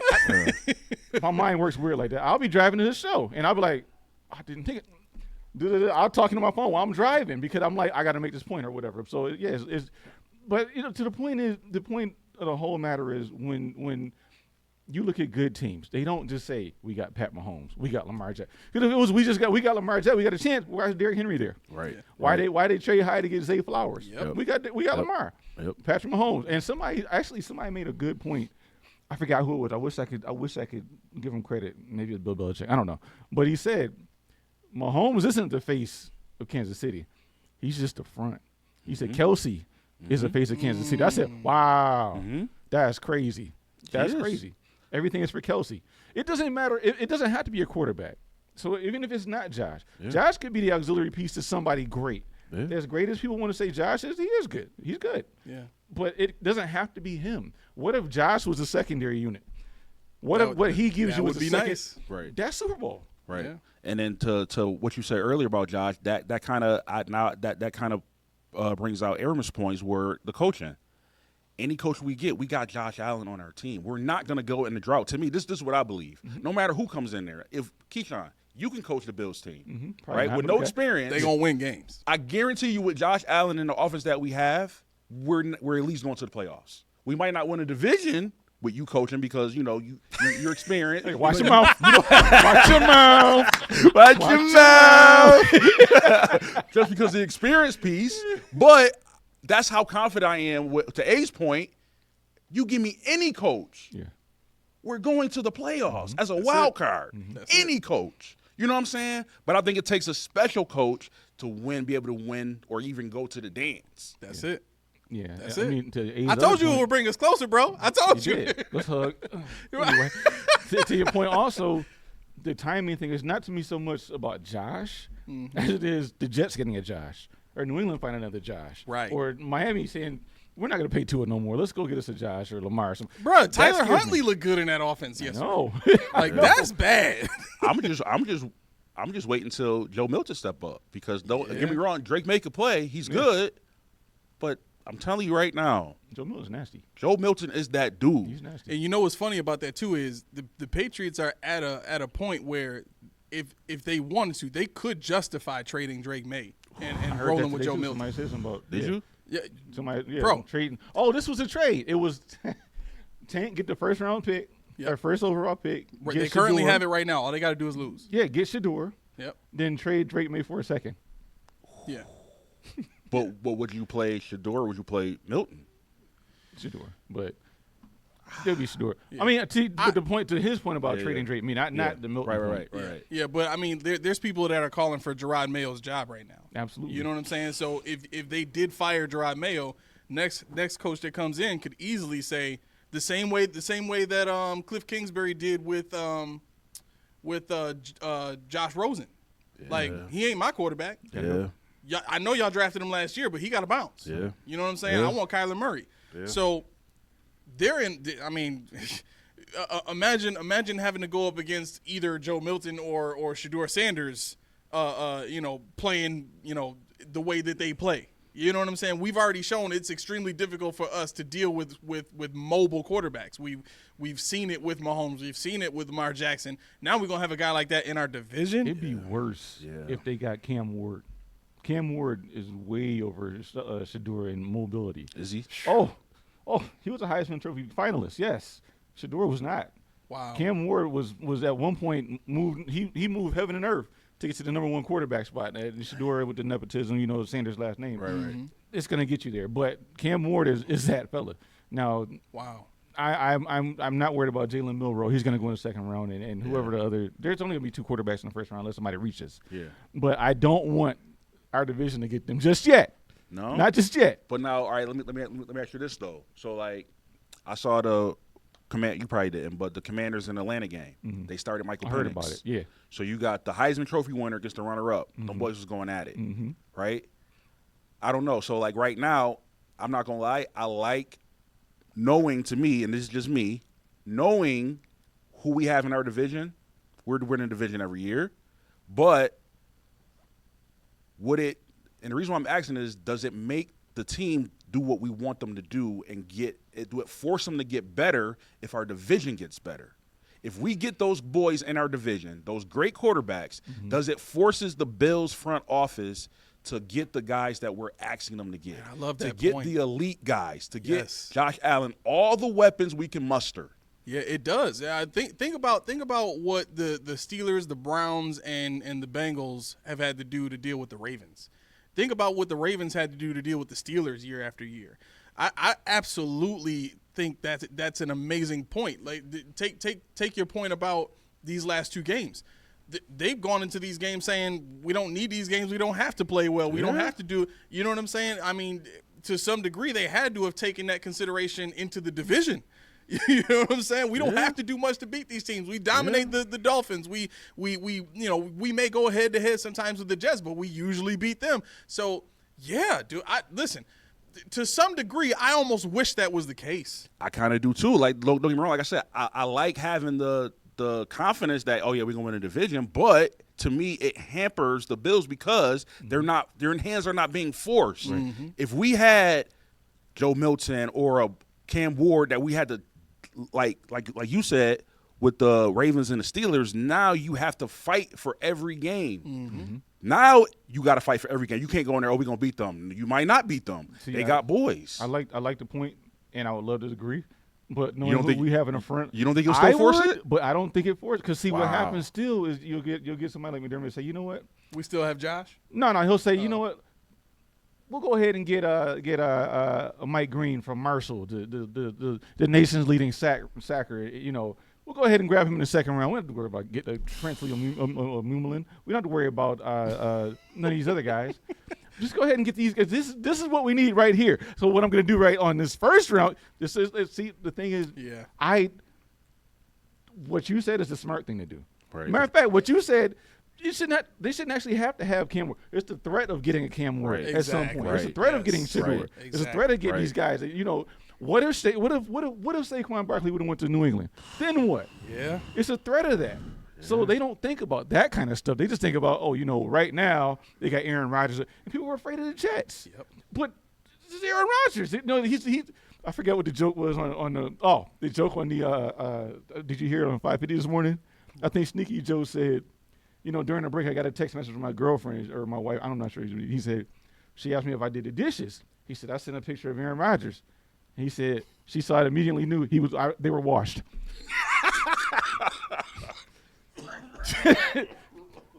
I was like, nicely done.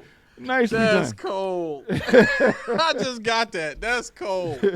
So, Wow. I mean, even though the name, see, McDermott gets caught up in names. Yeah. He gets caught up in what used to be, where now the Bills culture, trust the process, get caught up in the name.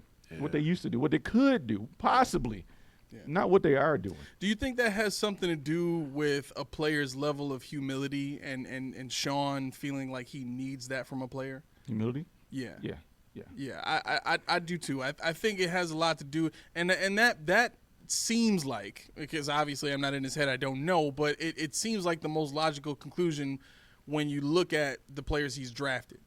You know what I mean? Like, not just the players that he signed. The players that he signed are guys that are, long in the tooth. They've been around the league a bunch of times. They're looking for somewhere to settle. All right, these guys aren't going to come in here with expectations to get the ball 40 times a game. I can work with this guy, and he can come in and be a part of the team and just do what the team needs and not be about himself. Same thing for these players, like you said, the pass rusher in the second round, because he knows he's going to be a second-round pick. He's going to come onto the team feeling like he's got to listen and prove and develop and all that kind of stuff. Mm-hmm. He's not going to come in with the mindset of, y'all need to put me out there day one so I can make an impact. Yeah, I mean, and that's case in point. The end-all, be-all, the biggest name for what you just said is number 17. Yeah. Case in point. And you can't even argue that. Yep. He's the most humble that you're going to meet, probably. I mean, at least what you see. He doesn't oppose anything. Mm-hmm. He wants to play. He always feels like he owes somebody something. Yep. It's on me. You ain't going to hear the big boy say it's on me. What did the rookie elite neighbor say? Yeah, I don't know what they doing. Josh would have never come out and said what Jalen Hurts said after they won that game.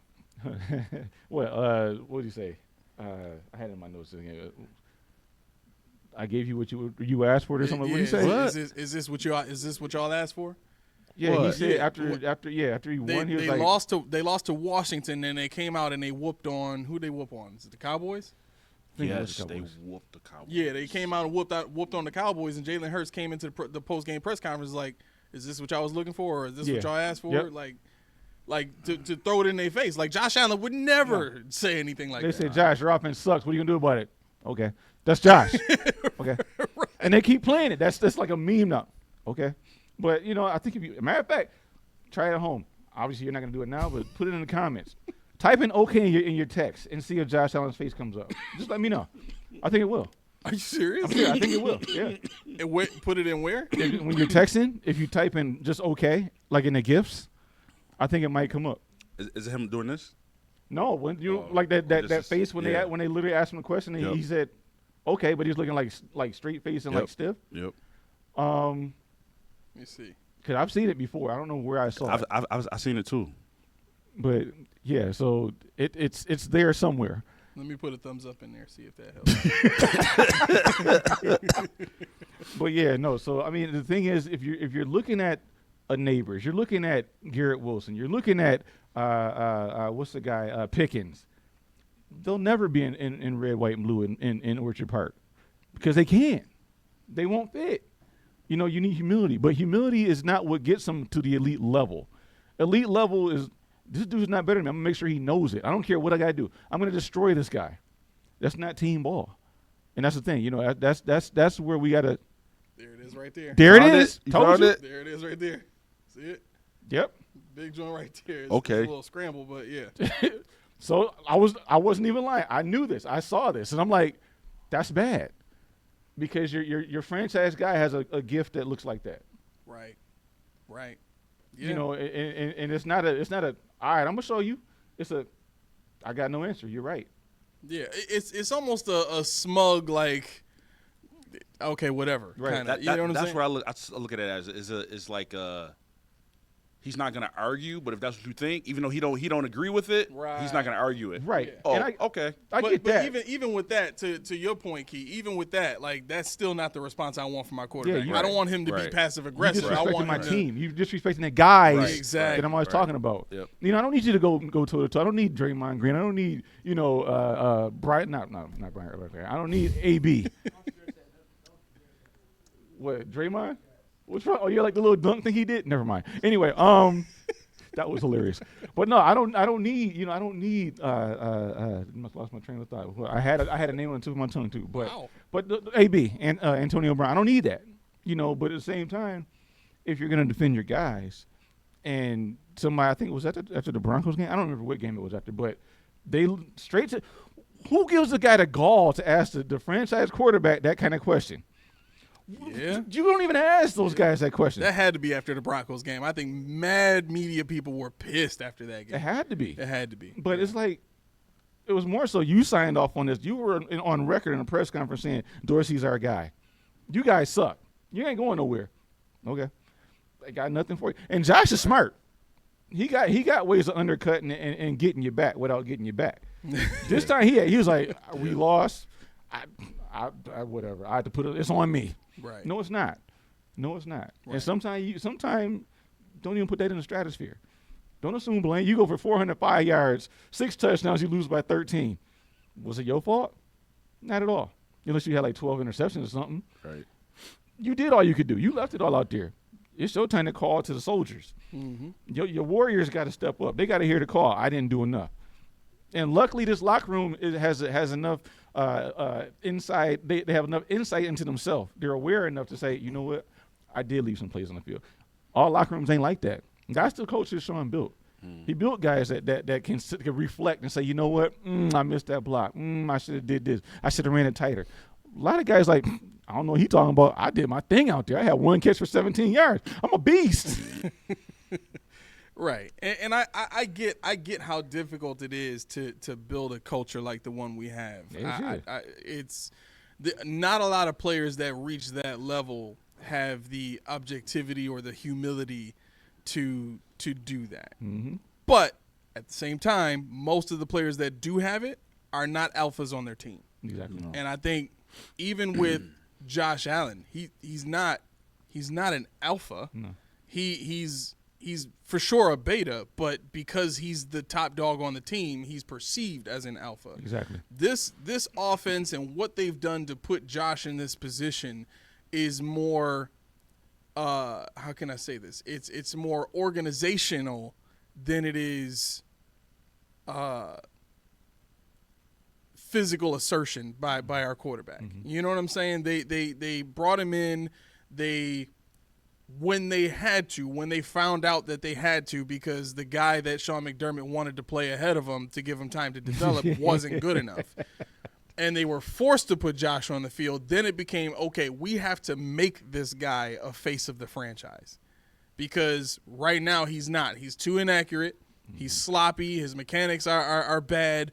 We have to make him a face of the franchise. Then he went and did the work, got more accurate, came back, saw vast improvement. Everybody raved over that. And then the Bills at that point knew we got our guy. Yeah. You know, but even past all that, it became, okay, we got our guy. Now if we want him to put up face of the franchise numbers, we got to go out and get him a number 1 receiver. Mm-hmm. They did that. Like you can look at every step that this team has taken year after year after year to prop Josh Allen up higher and higher and higher to the point now where he's the guy. Mm-hmm. But again, all of this is going to come down to now in my mind, if I'm going to believe that Josh Allen can be the guy in any room, give me a number 1 receiver in here. Yeah. Whether he's developed or whether you signed. Mm-hmm. No, go ahead. No, I was going to change the point just a little bit. Go ahead. I was simply going to say, like, whether he's developed or you sign him, can Josh have a guy like that come in and fall in line under him, you know, by his assertion and not by the team's. Mm-hmm. You know what I'm saying? But I'm not sure if Sean is going to allow that to happen without some of his influence too, which is the toughest part. I want to ask you guys. Well, let's get to what you were going to say. Well, I was going to say, you know, you're going to hate this part, but that's why you try to get me out of here. But no, I think if you're talking about alphas on the offense, especially, there's only one to me is Deion Dawkins. You know, and it's the coach that he instills. Look at my man 70. What side of the line? What side of the line did he get his penalties on? Where was he lined up? The right side? Left side. Left side? Who's the left tackle? Deion. Who did we play yesterday? Jets. Who does Deion hate? The Jets. Who did we come up with personal fouls, fist swinging, all this the calamity happening against the team that Deion hates the most? Yeah. It's weird that Connor McGovern, we never saw throws a punch in a game against a team that a guy on his line can't stand. It's weird that Spencer Brown's with their rag down, tossing people around, getting penalties off, playing physical against a team that there's a guy on the team that can't stand. Now, of course, it doesn't have to be, but it just seems weird to me that in that game where there was nothing to play for, got a point. They trying to destroy everybody in the squad. Yeah. Like, so, I mean, and when you listen to who talks about Josh, that's our quarterback, Deion, he ain't playing. And he says, I'm protect. You won't touch Josh. Even if he's the one, because he got beat yesterday. Yeah. A bunch. Will McDonald's a different animal. Right. But just the mentality that you be reading Osiris Torrance and McGovern and Anderson and Edwards and Brown and even the tight ends. Yeah. It's just a mentality thing, and I think that's the mentality that I want an actual good player, great player to have. You know, I don't like them, and I'm going to destroy them today. Right. And you're not going to stop me. Yeah. The fact that he had the buy-in from the other linemen though, like you said, like they know Deion don't like him, but now he's like, yeah, I'm with Deion. Like I don't like you neither. Like for him to create that's crazy. Yeah. That's and crazy. you're right, because if Allen was truly the alpha in that room, it would have been, well, we're just going to be even keel. We're not going to get too high, too low. You know, yeah, okay, the Jets are who they are. They don't like us, but we're not going to give them any more juice to hate us even more. I will say this, though. To me, that team that gets Allen like that is the Chiefs. Yes. I was going to say the Dolphins when Christian Wilkins was there. Yeah. That too. But, like, now, because of what they have accomplished and what Josh wants to accomplish, like I said, that this year when he played the Chiefs, he was locked and razor focused. Like and I felt that from the other players. So if they can keep that, like if he's like, yo, we gonna beat the dog crap out of this team, and they ain't gonna be able to do nothing to stop us, and every team gets behind them, then that would be great to see. But I think that's the team that gets Josh there is the Chiefs. Yeah, I think everybody has something that sets them off. You know, when I played, there was a certain player or a certain team or whatever that set me off, and I would have a good game or I would do something crazy.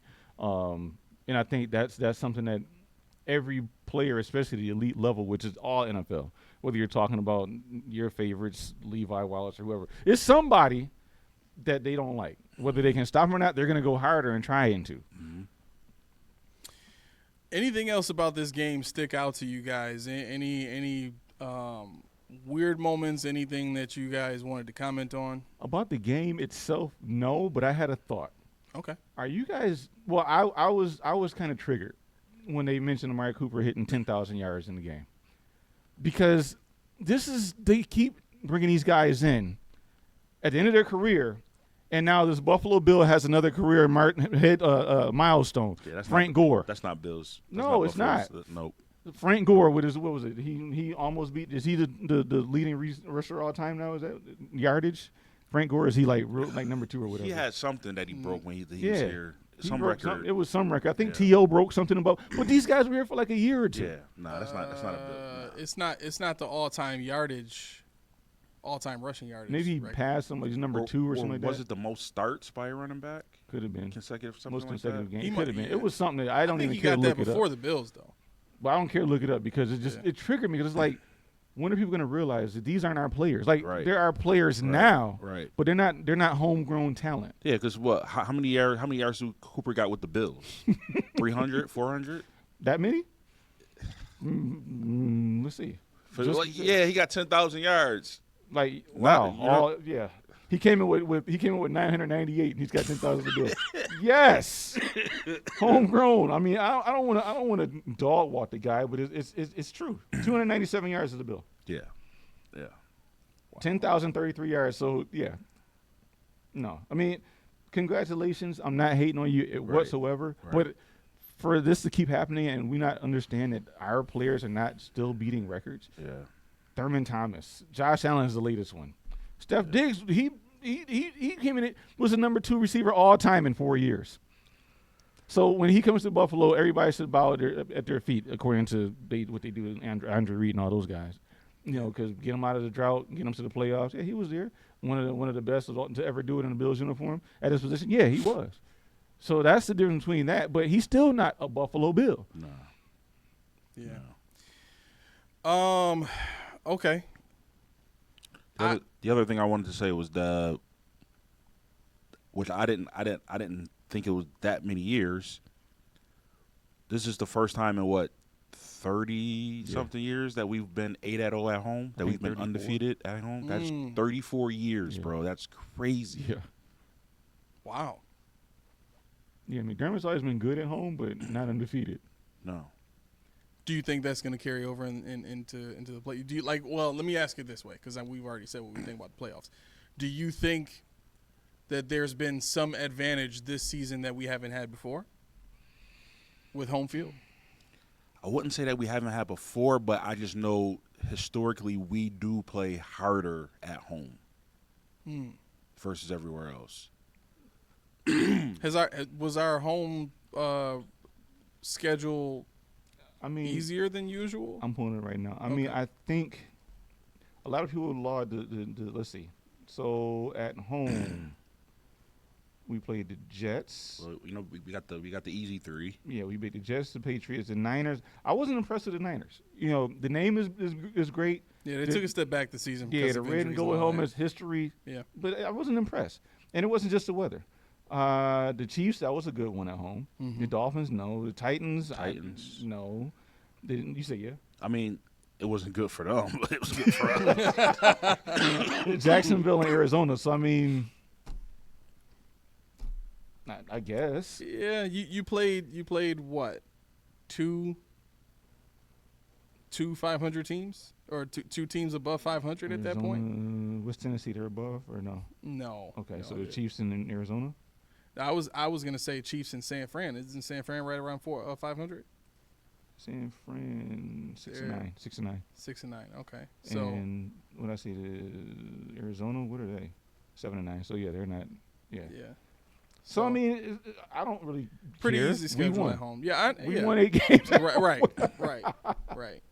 I'm always trying to see what's yeah, for sure. I would have did the same thing, but I mean, my thing is, I mean, I guess it's something. It's something that the Bills did. The only one that to me that will stand out. Actually, no, I have to take that back. 2 will stand out. 2 L's that we have. To me, if we played at home, would have been W's. Rams? Texans and the Rams. Texans and Rams?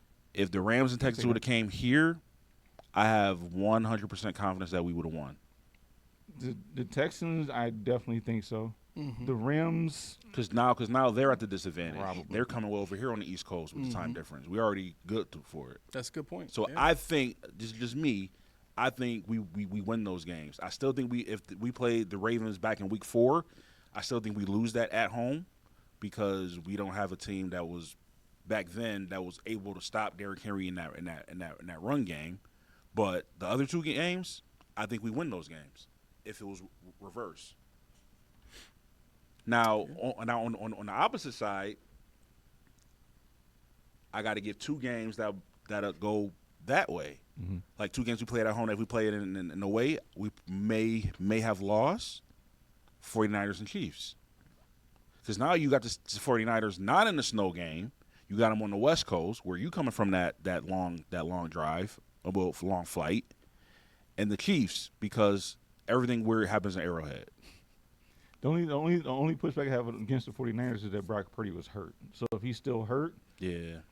Because we were watching it, and I don't know if I said it to him, because we were right behind it, for the guys at home, we were right behind their bench, and I was watching Purdy throw with Josh Dobbs. Yep. And Dobbs looked like he had a rocket arm, and Purdy looked like he had a duck. Yeah. So it was like, and you said that was his throwing shoulder or whatever it was hurt. I was like, okay, that makes sense. Because I was like, why is he not playing? Yeah. So I wonder if those will switch. Do we get the same record, or are we better or worse? Probably the same record, I'd say. Think the same, probably. Same record, I think. Yeah, I'd say that. I mean, the Rams game. Now that I watched it and had no choice but to see what they were doing to us that we couldn't stop. That's a tough one for me to say. Mm-hmm. But yeah, the what was it, the Texans? Yeah, the Texans. I think we would have beat them. Definitely would have beat them because that game really wasn't as one-sided. Mm-hmm. Had it not been for that Nico Collins catch. Yep. Obviously, he might have played the whole game, but I think after the first play, they wouldn't have did it again. No. Yeah. So we lost by a last-minute field goal. Of course, I think that definitely was one. The Rams won.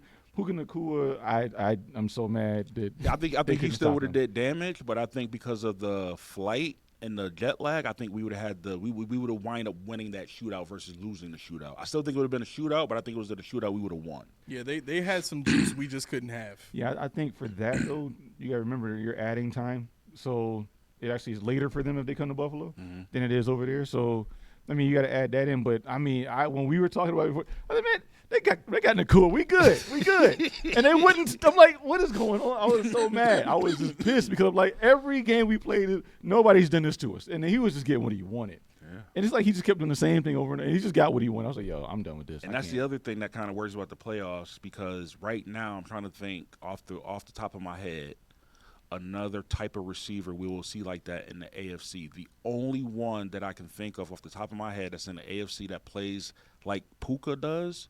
What I mean by Puka is he's not fast, but he's aggressive and he looks for contact. He looks for the physicality. The only one I can say that I know offhand who looks for it is probably T. Higgins. T. Higgins. See, that's a whole nother set of problems because T. Higgins isn't their number one guy. No, but to me, Chase is just speed. Well, what I'm saying is Chase will kill you if you let him. Oh, absolutely. That's a whole because Cup looked kind of old. He looked pedestrian. He is. He like when we played against the Rams. Yep. But Jamar Chase out there, he's looking for. Did he get a contract? He's looking for a contract. They paid him. Okay. Because they paid Jamar Chase. They paid him because they had to pay. He was saying he was going. Remember, he was going to hold right. out. They did pay him. Yep. And it was like, all right, we're gonna pay. We got to pay this dude. And so, like you said, when you're talking about what Jamar Chase can do for T. Higgins, now you can't focus on this guy. You got to focus on that guy. So now Benford's by himself. Yeah. Rasul Douglas is by himself. And T. Higgins played just like, to me. Yeah, I think Wishaw's a little bit more because he's younger and he's a little bit more raw. He's a little bit more physical, Puka, but T. Higgins is similar. No, I can see that. 100%. Similar. But no other receiver in the AFC I can think plays like that. That's why I'm not too worried, even if we do line up against the Ravens, because Zay Flowers, Rashard Bateman, I'm more worried about Henry and the tight ends likely, right? If we go Denver, Sutton is good, but he's not physical. Mims is fast, and that's pretty much it. So I'm not really about that. Maybe, and even if we play the Chargers, McConkey's good, but they ain't got nothing else. You know what I'm saying? So there's I can't think of no other AFC team that has that type of physicality that Puka Nacua has and wide receivers. Jamar Chase, as far as Spotrac is saying, he's a free agent. Did they franchise him? Oh, so there's a club option for 25, and that might even be a franchise tag. No, it says club. It says club. So what does that mean? Is it a club option? It means the team can, in basketball terms, the team can opt out of him.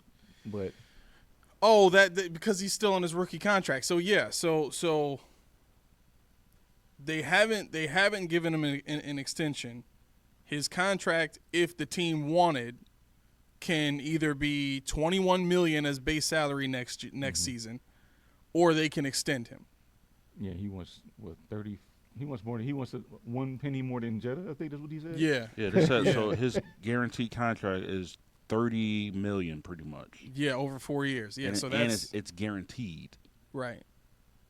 So he got a guaranteed $30 million. Yep. That's ridiculous. So this season he's only making $1.05 million. That's why he's getting 200 yards a game, because he's trying to show out. Yeah. He's only $150 million. Whatever Tua got, I want 3 cents more than him. But you know what though? I mean, like you got to think about that. Like whichever one you sign, the other one is gone. Mm-hmm. You can't afford to sign both, and your owner is extremely cheap. That's why they don't have any more defensive players. And that's where I think Miami's going to roll into, because you got Waddle and Tyreek. Yep. You can't, how you gonna pay for anything else if you got those two plus Tua? Yeah. I think Hill gets traded this offseason. His contract is very tradable. But it's next year, if you wanted a receiver, they're gonna be out there. If you had a choice between Tyreek Hill and who's the guy you were just talking about from Cincinnati? Chase? Not Chase. Higgins? Higgins all day. All day I take Higgins. I just don't. Higgins or Hill? For us, Higgins. I just don't think we won't capitalize on Tyreek's speed.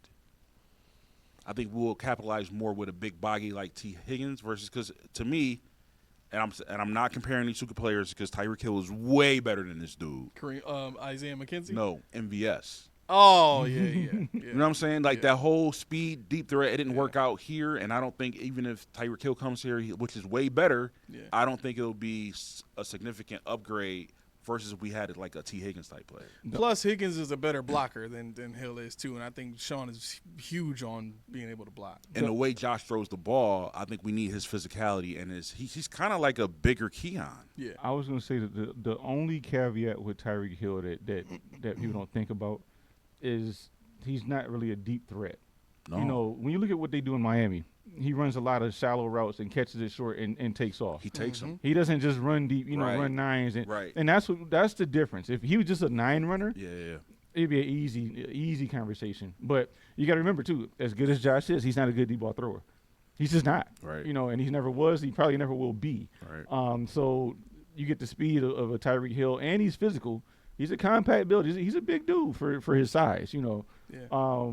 So it's tough. I like the chase, but marrying a Tyreek Hill type player with Keon Coleman and putting Khalil Shakir able to work underneath, that'd be interesting. I'd be intrigued with that. Yeah. All right. It's 4:15. Any last thoughts? Because you got to get going soon. I do, but it's fine. Question for you guys. It's going to be brief, I think. It'll be brief. I'm not on a timer. I know. Okay, never mind.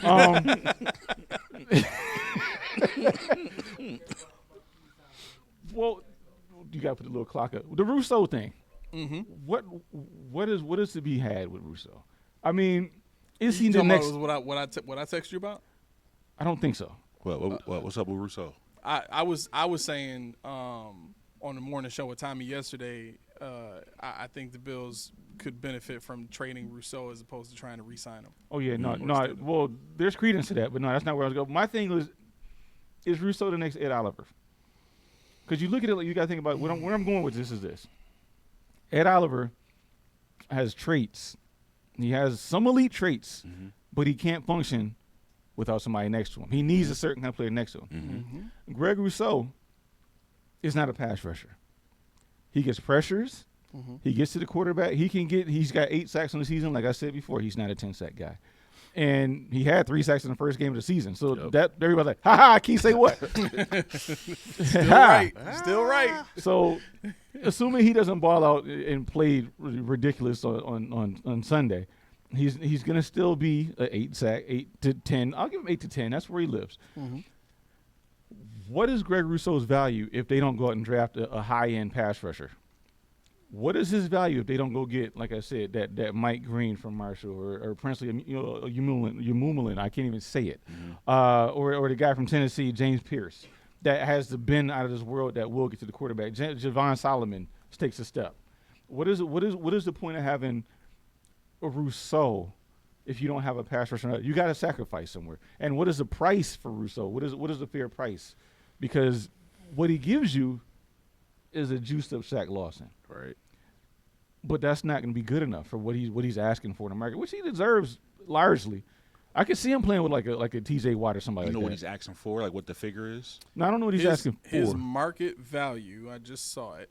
His market value is $24.9 million annual salary. 24.9 for it. See, I could see him not getting that.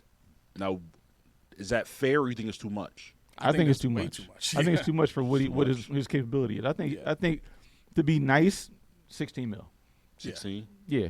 And I think he needs to be paired with somebody like a TJ Watt. Yeah. Exactly. Somebody like a Yep. because they would be nice. They'd be like, what did Buffalo do? No. Right. We didn't have that Yep. to compliment him. Yep. And we don't have the money to buy that. Unless you got somebody in the draft that is going to give you that. Do you think if let's say if it came to that, we got Javon Solomon and we actually got like a elite level pass rusher, could we trade him for a second round or no? You think it would be a third or lower? We could definitely get a second round. I think we could get a second round pick. Maybe. Now, what is he, 23? No, He's younger? Actually, He might be. He 23. is, hold on, I'll tell you right now. He is 23 or 24. He might be. No, he should be 24, 25 in there somewhere.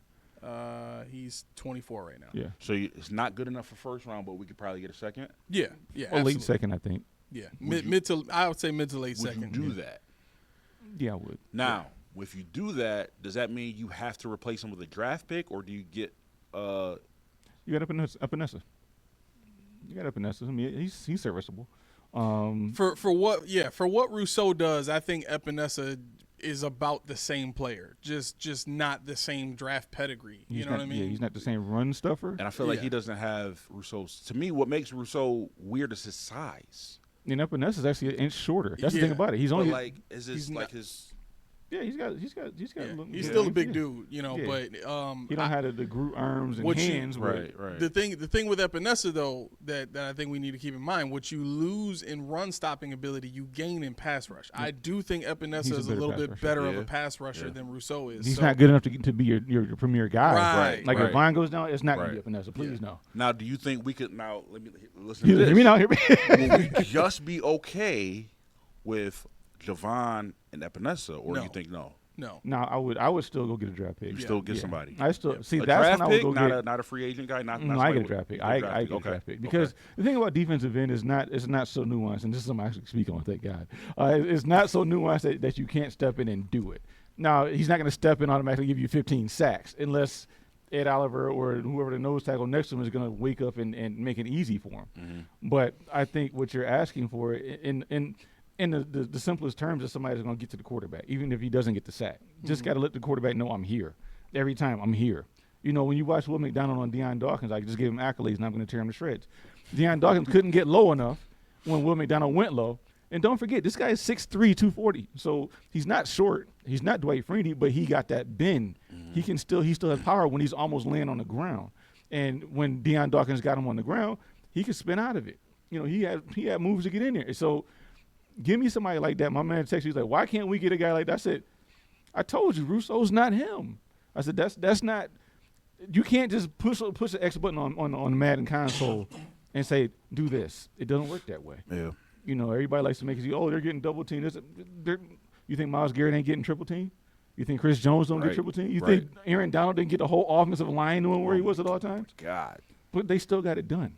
Right. So that's my thing. If you're not getting it done, somebody else better be getting it done. And that's the team effect. If Rousseau can't get there, then Ed Oliver should have 9, 10 sacks.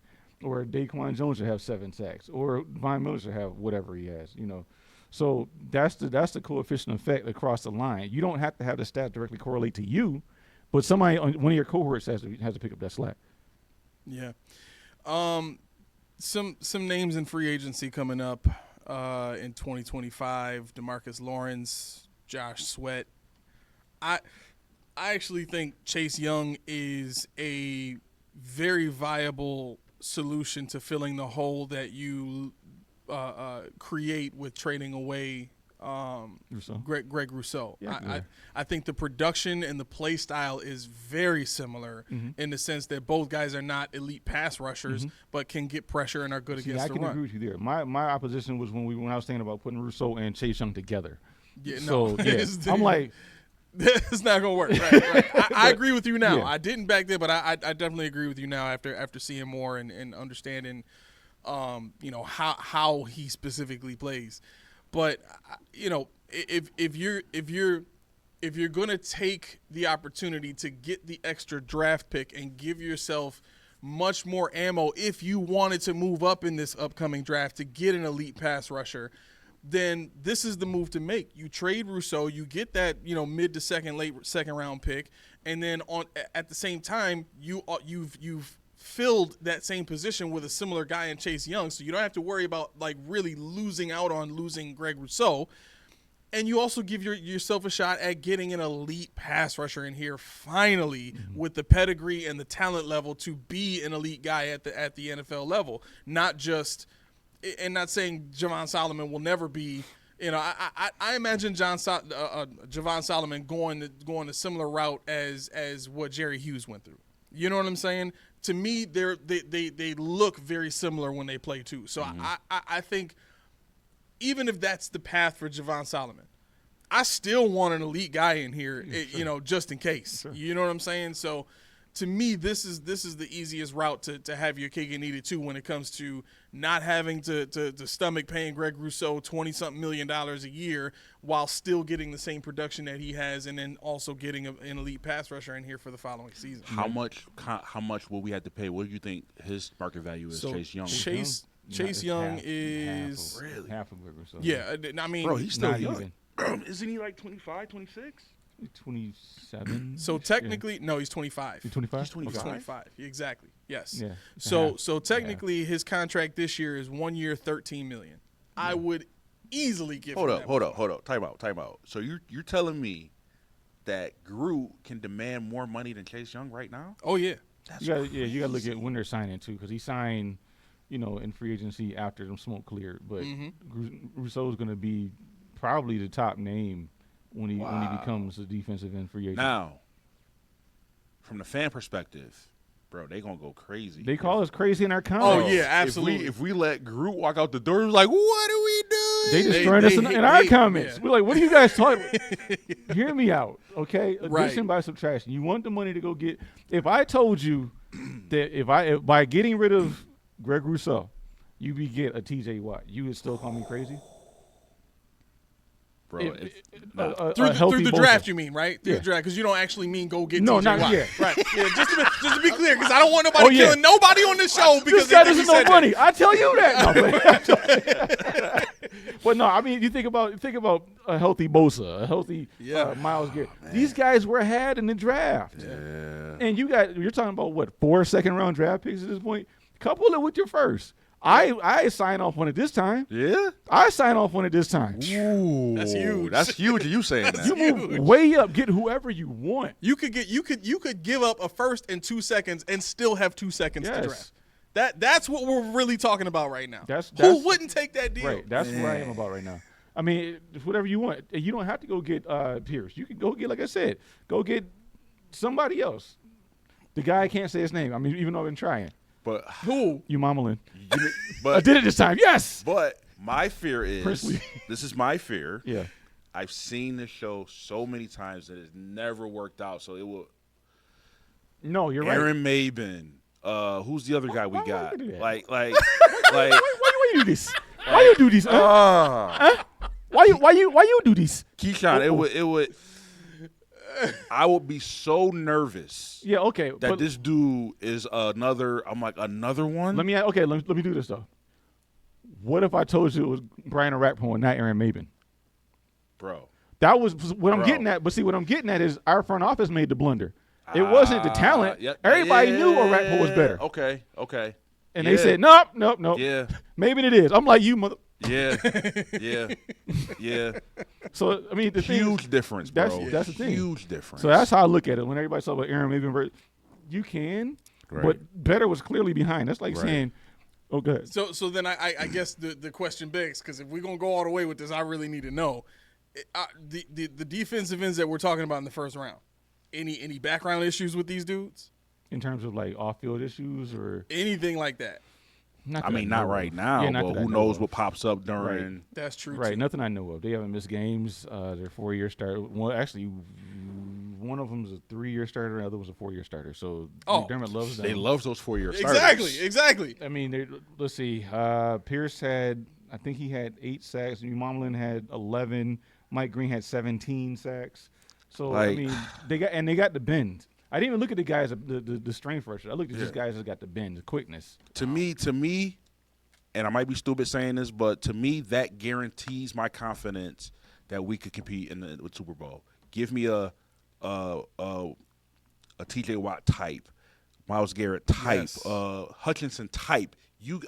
I'm so confident if we have that type of caliber player as a pass rusher.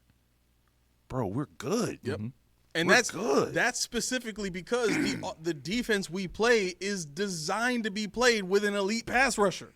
is designed for the defensive line to all they're win. missing. Yep. Right. That is literally, even if we didn't change a thing about this defense right now. And just added one and just elite added pass a, rusher. one elite pass Bro. rusher, That's it. we would see such a huge, it would be the equivalent, if not more, than the difference between this team without Amari Cooper and this team with Amari Cooper. Yeah, I mean, think about it. The team doesn't blitz. They don't twist. They don't stunt. They go 4-man, mano a mano. All right. If you had a real pass rusher, it wouldn't exist. Now, the second part to that is we need to start. Well, you guys don't. I'll put the onus on me to find a defensive tackle to pair with the defensive Yes, end. Bro, yes. Because Again, so same concept. You want to draft both of these guys? I would Ideally. I'd be okay with that. Yeah. I'd be okay with that. You know, and it's not to say Ed Oliver's got to go. It's not to say Dwayne Carter can never be anything. But Right. to get a guy like not even Savondre Sweat. Did you see the guy from Florida? He's like 6'5", 420. 420? Yeah. What is his name? I need to forget. know who this is right now. University of Florida. Hold up. Is it a healthy 420? Like, are we good? Does When Google you're have 420, problems? can you really be healthy? Can you really be healthy at 420? I mean, he's 6'5". I'm 6'6". Can you really be healthy 120 pounds heavier than me? But Yo. I mean, but think about it like this. I forget what happened, but he ended up picking up the guy that was blocking him. It was like a receiver or something. He just picked him up and walked with him. Wow. Yeah, University of Florida. I forgot his name, but yeah. Wow. But you know, I'm not. Is it Damon Watson? It might be. I mean, if you wouldn't miss him, you wouldn't miss him. Yeah, I think he was like number 21 or something. Watson like that. is known for his size. Hold on.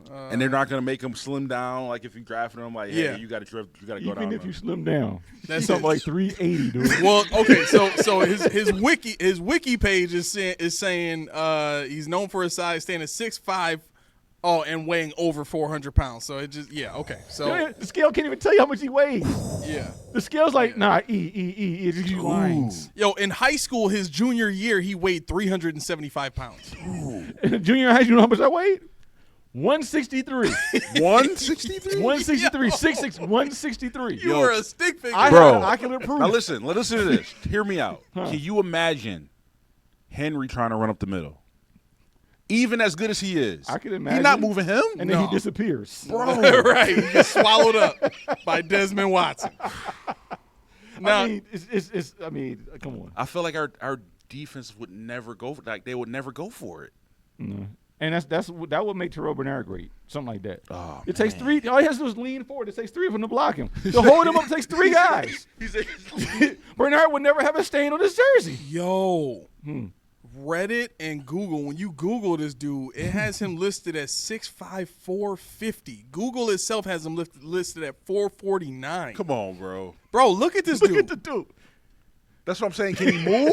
He don't need to. Listen, if you that big at 6'5", you got the wingspan. Just cover the gaps, They bro. lined him up at fullback once. Yeah, he actually can move good enough. Wow. See, Yeah, the about on his Wikipedia on Google, when you Google him, he's a senior, which means he's got a shot at being a Buffalo Bill. Yeah. And he's 6'5", 449 pounds. I would love to see him in Osiris. I tell you what. I was shocked when they got Javon Solomon. Remember? Yeah. I was like, yo, I want Javon. That I was was your guy. shocked when we got him, Yeah, bro. that was your guy. I mean, I knew I had Keon Coleman in so many mock drafts. I was like, I'm not drafting him on purpose. Yeah. I had Cole Bishop too. I called both of them, but I If I can have a late Christmas present, it will be an elite pass rusher, bro. I think we all would like that. Yeah, and we have to trust. I'm at the point where even if they say you can get this and nothing else, I'm taking it, bro. Oh yeah, yeah. I think, And that's sad for me because I know we need more than that, but I want it that bad. If we had, our safety situation is kind of bleak because DeMar Hamlin is gone after this year. I'm not saying that he's the cornerstone, but Right. now you're talking about Bishop and Rapp. That's what you have, and you have nothing behind them. So you're kind of, but if you gave me another wide receiver and you gave me a defensive end that actually is a pass rusher and not typecast as a pass, I'd be good. I finally be good. I don't think we need that much. I really don't think we need that much at all.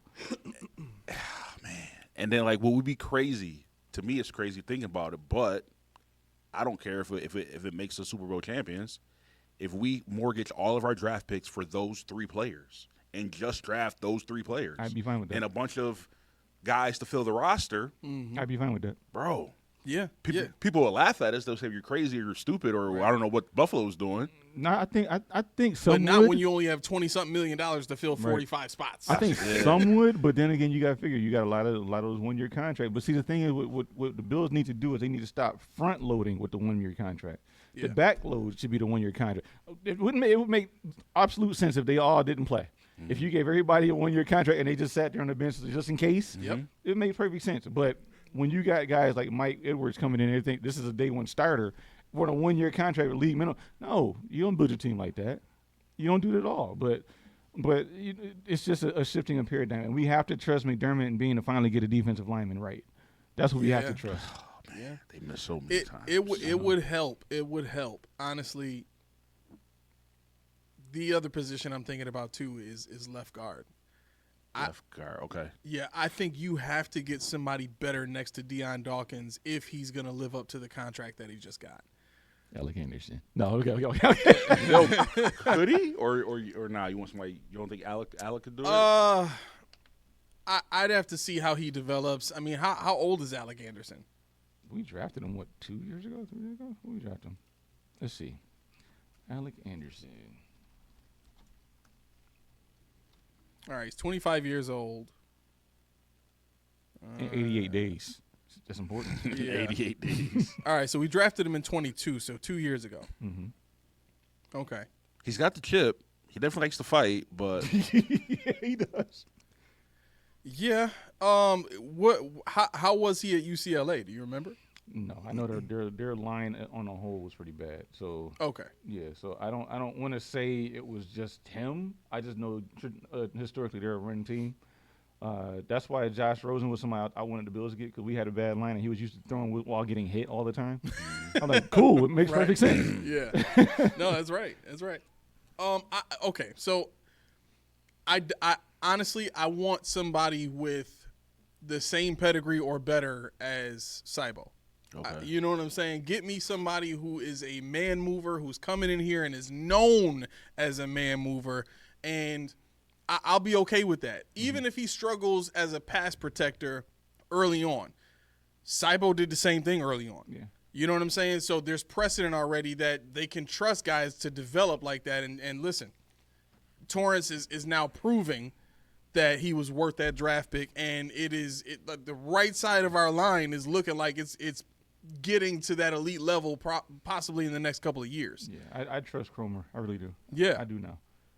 Yeah, so I think if you want Deion Dawkins to be able to live up to that contract that he just got, the extension, I think you got to get a better left guard to him next to him, because once he lost, who was he playing with? Well, he's kind of rotated guards. Dawkins, yeah, he's rotated guard. He's rotated guards. Yeah, so I'll say this too, because I think there is some credence to how good you can be if you're constantly, like, when you're on the offensive line, y'all have to play as a unit. Yep. You know what I'm saying? Mm-hmm. And for a left tackle, if I gotta constantly be worried about the guy next to me being weaker than me, like that's tough too. And I don't usually take the time to defend Deion Dawkins, but that is one area that he's got a strong defense in. Is like, yo, I've not had a consistent left guard next to me for more than 2 years. You know what I mean? So let's draft a guy. Not in the 5th or 6th round or nothing like that. Let's go the Torrance route. Get a guy in round 2 or round 1 or wherever that lines up. You know what I'm saying? Even if we won the Super Bowl and we're drafting 32nd. Yeah.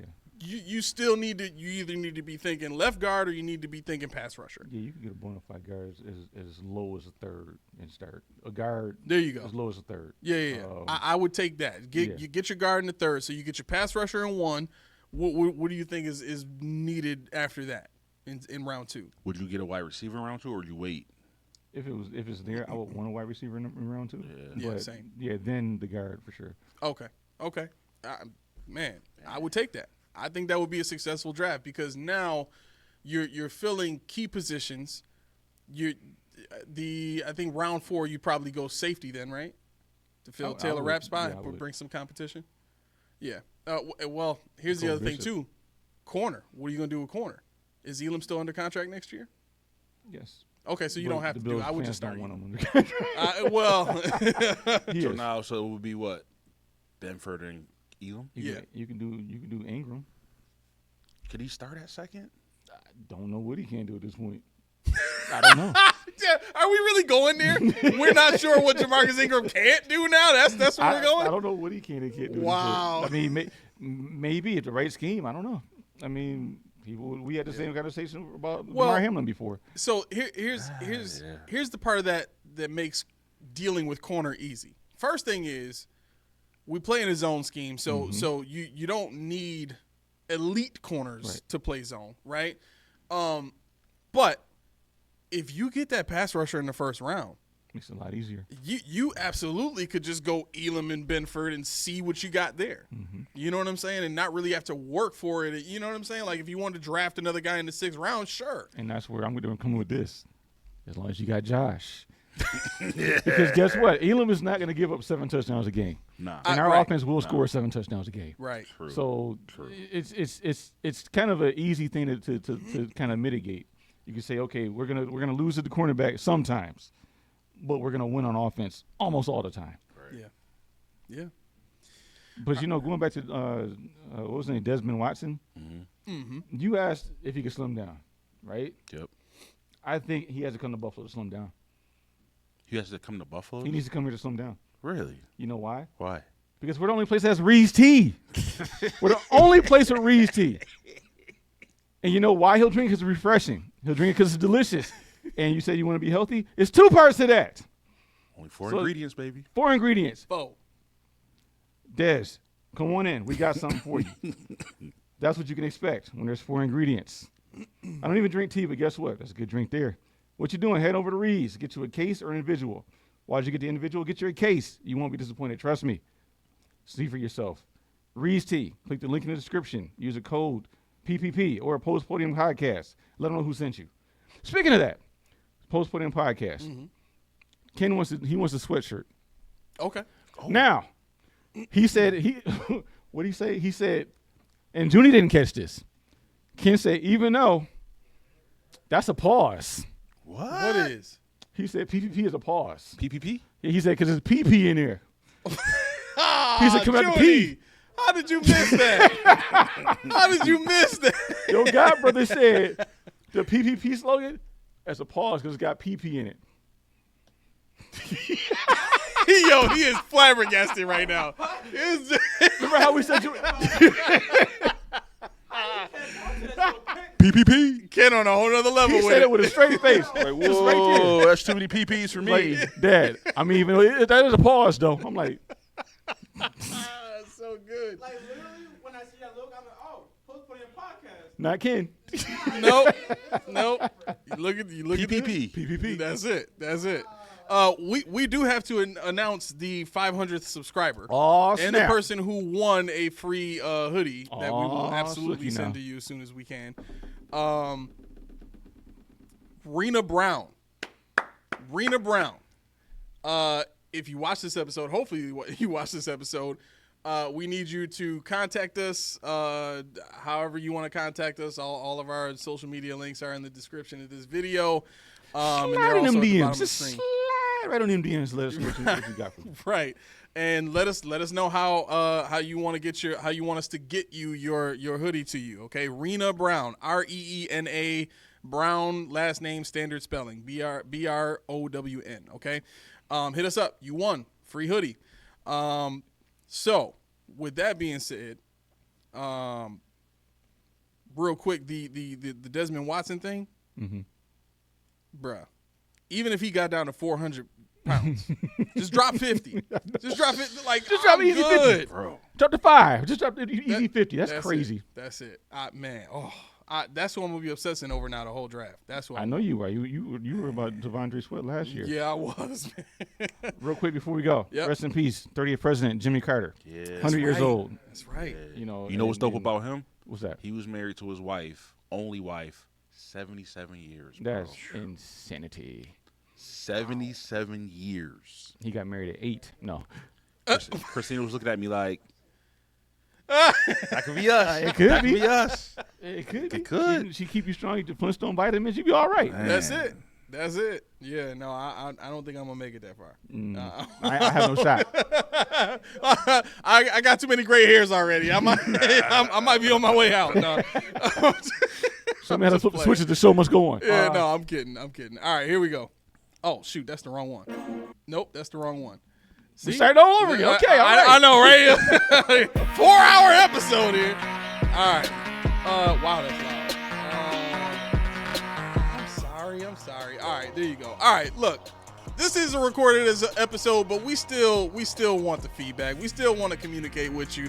And if you haven't done so already, please like, subscribe, hit that bell, make that thing Ring-a-ling-a-ling. so that you can get notifications when we send notifications. Like, once again, final announcement, Rena Brown, you won the free hoodie. You are a 500 subscriber. Thank you very much for subscribing and being part of the Post Podium Podcast family. And for everybody else, we have something very, very exciting coming up with memberships. If you sign up for the memberships, once we get approved through YouTube or whatever, we're going to make memberships available. We are going to start holding weekly raffles. If you want to enter the raffle, you have an opportunity to come and be a part of the show. Okay, you get to be on with us, right? You get to live ask questions, make comments, all of that stuff. You ain't got to be stuck in the chat. You could be up here with us on the show, chilling. I love the idea of that. How do you feel about that? Let us know in the comments. Listen, we'll be back live on Friday. Okay, we'll be back 6 p.m. Eastern time, same as always. Maybe a few minutes late, depending on how things go. Weather, all that stuff is supposed to get real cold. You know how we roll.